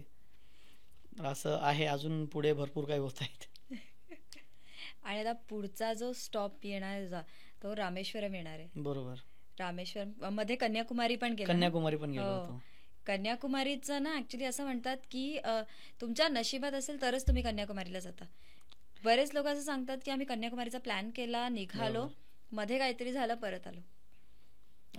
साऊथमध्ये जेव्हा मी एंटर झालो होतो तर कन्याकुमारीचं एक पहिला प्लेस होतं जिथे मला चपाती खायला भेटली होती. सगळीकडे भातच होतं तिथे. भात. Yes. भात आणि सांबार, भात आणि सांबार. ते शब्द ऐकून पण असं डोक्याला असं वाटतं की नाही यार, एकदा आपल्याला चपाती खायची आवड. हो. चपातीशिवाय आपलं पोट भरत नाही. तर तिथे एका पेट्रोल पंपला मी विनंती केली की मला इथे टेंट लावू द्या म्हणून. तर त्यांनी अलाउ केलं मला टेंट लावायसाठी. तर अलाउ केल्यानंतर जेव्हा मी रात्री तिथे थांबलो होतो त्यांनीच मला विचारलं की जेवण वगैरे केलं आहे का तुम्ही? तर मी म्हटलं नाही. तर त्यांनी मग माझ्यासाठी जेवण ऑर्डर केलं आणि त्यांना माहिती कसं काय कळलं की मला चपाती खायची आहे. मला चपाती खायला भेटली तिथे कन्याकुमारीमध्ये. तर ते एक भारी वाटलं कारण की पूर्ण साऊथमध्ये जवळपास मी ट्रॅव्हल करत होतो एक 15-20 दिवसापासून. पण मला चपातीच कुठे भेटत नव्हती आणि आपल्याला इकडे तरी चपाती कुठे कुठे भेटायची. तिथे आता चपातीच नाही म्हणल्यावर कन्याकुमारीमध्ये जेव्हा चपाती भेटली होती थोडंसं भारी वाटलं होतं यार. नाही आहे वाई वाई. ते कसं असतं ना, इथे आपण रेस्टॉरंट्सला जातो इडली किंवा डोसा खायला बरोबर. किंवा साऊथ इंडियन डिशेस खायला, आणि घरी रेग्युलर चपाती असते. पण बरोबर. जेव्हा रेग्युलर गोष्ट मिळते तेव्हा आपण क्रेव रेग्युलर गोष्टीसाठीच करतो. तेच आहे ना म्हणजे थोडक्यात कसं ज्या गोष्टीची कमतरता असते ना आपल्याला आपण त्याच गोष्टीची किंमत जास्त करतो मग त्या शहरामध्ये. आता इकडे काय आता महाराष्ट्रात आहे चपाती वगैरे खायची म्हटल्यावर मग नको वाटतं. बाहेर जाऊन आपण ते साऊथ इंडियन फूड खाऊन येतो खाऊन येतो. पण घरचं नाही नको वाटतं. पण आता तिथे गेल्यानंतर जेव्हा मला आपलं महाराष्ट्राचं फूड भेटलं तर थोडं भारी वाटलं. रामेश्वरमला जे सँड बघितली का, 5 रंगाची वाळू असते त्या बीचवरती. नाही हे ॲक्च्युली हे नाही बघितलं पण मी धनुषकोडी जे बोलतात ना आपण हा. रामायणमध्ये जे वर्णन आहे आपलं की धनुषकोडी जे श्रीलंकेपर्यंत जे ब्रिज बनवलं होतं हो. त्यावेळेमध्ये. हो हो. तर ती जागा बघून आलो मी. अगोदर जेव्हा मी रामेश्वरमला पोहोचल्यानंतर पंबन ब्रिज वगैरे ते माझ्यासाठी नवीन होतं आणि असं फर्स्ट टाइम असं बघत होतो की असं काहीतरी ब्रिज बनलं जे एकदम समुद्रातून बनलेलं आहे रेल्वेसाठी. तर ते थोडं नवीन वाटत होतं. तिथून रामेश्वरम जेव्हा गाठलं मी रामेश्वरमला पोहोचल्यानंतर मंदिरासाठी जी लाईन लागली होती आतमध्ये मंदिर खरंच खूप भव्य आहे. खूप भव्य मंदिर आहे आतमध्ये आणि तिथे मान्यता अशी आहे की तुम्ही तिथे किती 10 का 11 विहिरी आहेत. सगळ्या विहिरीच्या पाण्याचं जर तुम्ही स्नान केलं तर तुमचे जे पाप वगैरे असतात ते सगळे हे होतात. हो. तर ते तिथे एक मला बघायला मिळालं. रामेश्वरम दर्शन झाल्यानंतर असं होतं की आता इथून पुढे काय करायचं कारण की इथं आपली जर्नी संपली आहे. दर्शन झाल्यानंतर जेव्हा मी वापस येऊन बसलो ना एक ठिकाणी मंदिरातच तर त्यावेळेला जो सॅटिस्फॅक्शन होतं ना माझ्या जीवनात मला कधी सॅटिस्फॅक्शन भेटलं नव्हतं. कारण की हा तोच दिवस होता ज्या दिवशी माझी 12 ज्योतिर्लिंग यात्रा कंप्लीट झाली होती आणि असं डोळ्यात पाणी पण होतं आणि असं भारी वाटत होतं खूप. कारण की जे मी डिसाईड केलं होतं आणि कुठेतरी असं वाटत होतं की हे मी कधीच नाही करू शकणार. फायनली ते कंप्लीट झालं होतं तिथे. तो मग खूप इमोशनल मोमेंट असेल की. ॲक्च्युली मी रडलो पण. मला एक दादा होते ते बोलले पण की तू का रडतोय. पण म्हटलं नाही म्हटलं हे बोलतं ना खुशीचा अश्रू आहेत.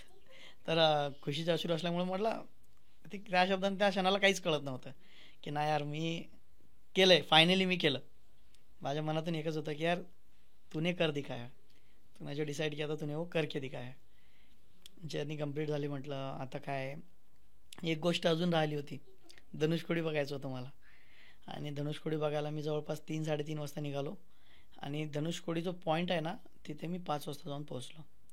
आणि मला ह्या गोष्टीचं अवगत नव्हतं की धनुषकोडी जो आहे तो 6-6:30 वाजेच्या नंतर टुरिस्टसाठी अलाउड नाही बंद आहे करतात या. ॲक्च्युली. राईट. तर तिथून निघताना मला वेळ झाला आणि मला कोणी स्लिप नव्हती दिली. तर मग तो जो पॉईंट आहे पॉईंट जवळपास 3-3.5-4 किलोमीटरचा पॉईंट आहे तो. तर मग तिथून वापस चालत इकडे या साईडला यायचं म्हटल्यावर मला एक भीती होती की इथल्या जर पोलिसांना जर ह्या गोष्टी माहिती पडल्या तर मग त्या मोमेंटला काय होईल. कारण की मी एवढी मोठी बॅग पण घेऊन फिरतोय आणि तिथे टुरिस्ट अलाउड नाही आहेत. तर मग टुरिस्ट अलाउड नसल्यामुळे आता काय करायचं म्हटलं. तर रात्र झाली होती आणि एकटाच होतो मी तिथे. मग जात जात जात जात जात जात जवळपास मी तिथे धनुषकोडीमध्ये जाऊन पोहोचलो आणि सगळीकडे असं एकदम सुन्नाट. कोणच असं दिसत नाही आहे. घरं वगैरे भरपूर होती. ते बोलतात ना कोस्टल साईडला लोक राहतात. धनुषकोडीमध्ये लोक राहतात. मग आता मला खूप भूक लागली होती कारण की अगोदरचा दिवस आणि तो दिवस मी पूर्ण प्रवास केला होता आणि कुठे मला खायला भेटलं नव्हतं काहीच. तर मग आता तिथे धनुषकोडीमध्ये मी एकाचा दरवाजा खटखटला की मला काहीतरी खायला द्या म्हणून. ते हॉटेल टाईपच होतं. म्हटलं काहीतरी उरलेलं असेल ते देऊन द्या म्हटलं मला खायला. कारण की मला तीच एक रात्र मला काढायची होती, कारण की त्या रात्री माझा प्रवास पूर्ण संपणार होता. पुढच्या दिवशी मला जसं वाटेल तसं मला करायचं होतं. मग त्यांनी मला भात दिला खायला आणि हे दिली, सांबार दिला खायला. आणि ते मला आम्हाला पैसे काही नको म्हणे. आणि सगळे जे कोस्टल साईडचे लोक असतात ते सगळे तिथे जमले होते. जमल्यानंतर असं वाटत होतं की ते सगळे बोलत होते आणि हसत पण होते. त्यामुळे अजून भारी वाटत होतं की यार मला तर ह्यांची भाषा नाही कळत, त्यांची भाषा मला कळत नव्हती आणि माझी भाषा त्यांना कळत होती. फक्त एवढंच त्यांना कळलं की अन्नम अन्नम अन्नम बोलून मी मग त्यांनी मला जेवायला दिलं. मग तिथून झाल्यानंतर आता फायनली माझी जर्नी तिथे कंप्लीट झाली होती. मदुराईला जिथून निघालो मी, मदुराईला स्टेशनला पोहोचल्यानंतर जवळपास 48 तास मी कंटिन्यू झोपलो आहे. तिथे मी ॲक्च्युली रेल्वे स्टेशन असतं ना आपलं, तिथे मी डॉर्मेटरी बुक केली, कारण की तिथे मागच्या दिवशी माझी जर्नी सगळी कंप्लीट झाली होती. मग आता इथून पुढे मी खर्च करू शकत होतो. तर तिथपर्यंत असं वाटत होतं की यार सगळं परफेक्ट आहे. पण त्याच्यानंतरला मी जेव्हा मदुराई जंक्शनला पोहोचलो तर 3 दिवसानंतर माझी ट्रेन होती तिथून. तर 2 दिवस 48 तास मी कंटिन्यू झोपलो आहे. तिथे माझी जर्नी कंप्लीट झाली ॲक्च्युली. ती अशी पीसफुल झोप पण लागली असेल की जे ठरवलं होतं ते होऊन गेलं. पीसफुल म्हणण्यापेक्षा ते एकदम स्वर्गाचा अनुभव होता, कारण की एवढे दिवस मी कुठे पण झोपत होतो. पण मला अजून एका गोष्टीचं कौतुक काय वाटतं ना, की जरी विदाऊट पैसे ट्रॅव्हल करणार होतास पण तो इलिगल रूट नाही घेतला एक पण. हा, इलिगल म्हणजे तिकीट नसताना एखाद्या ट्रेनमध्ये चढून जायचं, लवकर डेस्टिनेशनला पोहोचून जाऊ, बाथरूम पण मिळेल, जागा पण मिळेल. नाही आता कसं होतं ना की हे जी मी व्हिडिओज वगैरे टाकत होतो वगैरे वगैरे, आणि खूप लोकांना माहीत होतं मी हे प्रवास करतोय, तर त्या लोकांना मला चुकीची प्रेरणा द्यायची नव्हती. थोडक्यात जर काही असं असतात कोणी कोणी ज्यांना प्रवास करायचं एक असतं, पण मला त्यांना असं नाही दाखवायचं होतं की तुम्ही इनलिगली ट्रॅव्हल करा. तुमच्यामध्ये आहेत ते गट्स, तर तुम्ही असं पण ट्रॅव्हल करू शकता, हे मला दाखवायचं होतं. त्यामुळे मी इनलिगल आणि पब्लिक ट्रान्सपोर्ट कुठेच नाही वापरलं. करेक्ट. आणि ते ॲक्च्युली चांगलं पण होतं. आता मला एक क्वेश्चन असा विचारायचा, म्हणजे प्रश्न माझा असा आहे की आता तुला बघून बरेच लोक इन्स्पायर होतील, स्पेशली एक यंग जनरेशन जी आहे, म्हणजे कॉलेजमधून बाहेर आलेले किंवा नवीन जॉब लागलेले, त्यांना एक इन्स्पिरेशन मिळेल ट्रॅव्हल करण्याचं. तू त्यांना काय मेसेज देशील, म्हणजे तुझ्या एक्सपिरियन्समधनं जे काही तुला नॉलेज मिळालं त्याच्या बेसिसवर काय तुझा? खरं तर सगळ्यात अगोदर महत्त्वाचं आहे तुम्ही समजून घ्या तुमची सिच्युएशन काय. तुमच्या फॅमिलीला जर तुमची नीड असेल आणि तुम्ही त्या सिच्युएशनमध्ये असा डिसिजन घेणार तर मग ते कम्प्लिटली चुकीचं आहे. ज्या वेळेला मला वाटत होतं की माझी फॅमिली, आता मी जर गेलो तर फॅमिली ओके राहील, त्यावेळेला मी हा डिसिजन घेतला. आणि जर कोणी असं ट्रॅव्हलर असेल तर त्यांनी फक्त एकच दिमागात ठेवायचं की प्लॅनिंग खेळत नाही बसायचं आहे. बॅग भरायची, निघायचं, जो होगा देखा जाएगा. असं जर तुम्ही प्रवास करायला जेव्हा निघतो ना माणूस, तर अनएक्सपेक्टेड गोष्ट नेहमी सुंदर असतात. मग हे त्यांना अनुभवायला मिळेल. Beautiful beautiful. आता what's next, what is next for Suraj? Next असं खरं तर माझं व्यक्तिगत स्वप्न आहे की भारत, आता जर ऑलरेडी इंडिया झालं माझं, थोडक्यात वरती झालं पण इंडिया झालं माझा. मला भारत देश सोडून मला 50 वेगवेगळ्या कंट्रीज व्हिजिट करायचे आहेत. आणि जेव्हा हे संपेल त्यानंतर मग मी डीप एक्सप्लोरेशन चालू करेल इंडियाचं, म्हणजे रुरल विलेज पण जाईन मी. तर थोडक्यात माझं वय कमी पडून जाईन ह्या प्रवासासाठी. आणि आम्ही तेव्हा पण एक्साइटेड असणार आहे जो पुढचा प्रवास होईल त्याच्याबद्दल ऐकण्यासाठी. नक्कीच नक्कीच नक्की. तर पॉडकास्टवर येऊन कसं वाटलं? खरं तर थँक्यू सो मच डिजिटल गप्पा, कारण की तुमच्यामुळे ते दिवस मी परत जगू शकलो. आणि थोडक्यात पॉडकास्टच्या निमित्तानं का होईना हे माझ्या ज्या मेमरीज आहेत हे लाँग टर्मसाठी सेव्ह राहतील कुठेतरी. उद्याला जर मला कुठे असं वाटलं की यार मला माझी मेमरीज परत बघायचे आहेत, तर मी तुमचा पॉडकास्ट बघेल तर मला अजून भारी वाटेल. कारण की कसं असतं, वेळेअभावी माणूस काही गोष्टी विसरत जातो, पण पॉडकास्टमध्ये जेव्हा मी बघेल तर अजून भारी वाटेल मला त्या गोष्टी परत. आम्हाला पण खूप खूप मजा आली. पॉडकास्ट चालत राहतात, प्रश्न उत्तरं होतात, पण आजचा पॉडकास्ट असा होता की मला प्रश्न विचारायची इच्छा होत नव्हती, की सूरजचं नरेशनच इतकं सुंदर होतं. आणि मी अजून एक सांगेन की आमची अख्खी टीम इथे बसलेली, कॅमेरावरचे, लाईटवरचे, जे डिरेक्ट करतायत, जे सगळ्यावर लक्ष ठेवतात, सगळे मंत्रमुग्ध होऊन सूरजला ऐकतायत. सूरज, थँक्यू सो मच इथे आल्याबद्दल. आम्हाला एंटरटेन केलं आणि लाखो नवीन जे तरुण लोक आहेत जे ट्रॅव्हल प्लॅन करतात त्यांना सुपर इन्स्पायर केलं आहेस. तुम्हाला आजचा एपिसोड कसा वाटला, सूरजचा प्रवास कसा वाटला? अजून जर तुम्हाला सूरजचे व्हिडिओ पाहिजे आहेत किंवा त्याच्या प्रवासांबद्दल जाणून घ्यायचं आहे, इंस्टाग्रामवर नोमॅडिक बंजारा ह्या चॅनलला फॉलो करा. आम्ही डिस्क्रिप्शनमध्ये देतोच आहे खाली त्याचे चॅनल. आणि ह्या एपिसोडबद्दल काही प्रश्न असतील कॉमेंट्समध्ये नक्की कळवा आणि लाईक आणि सबस्क्राईब करा डिजिटल गप्पाला. भेटूयात पुढच्या एपिसोडमध्ये.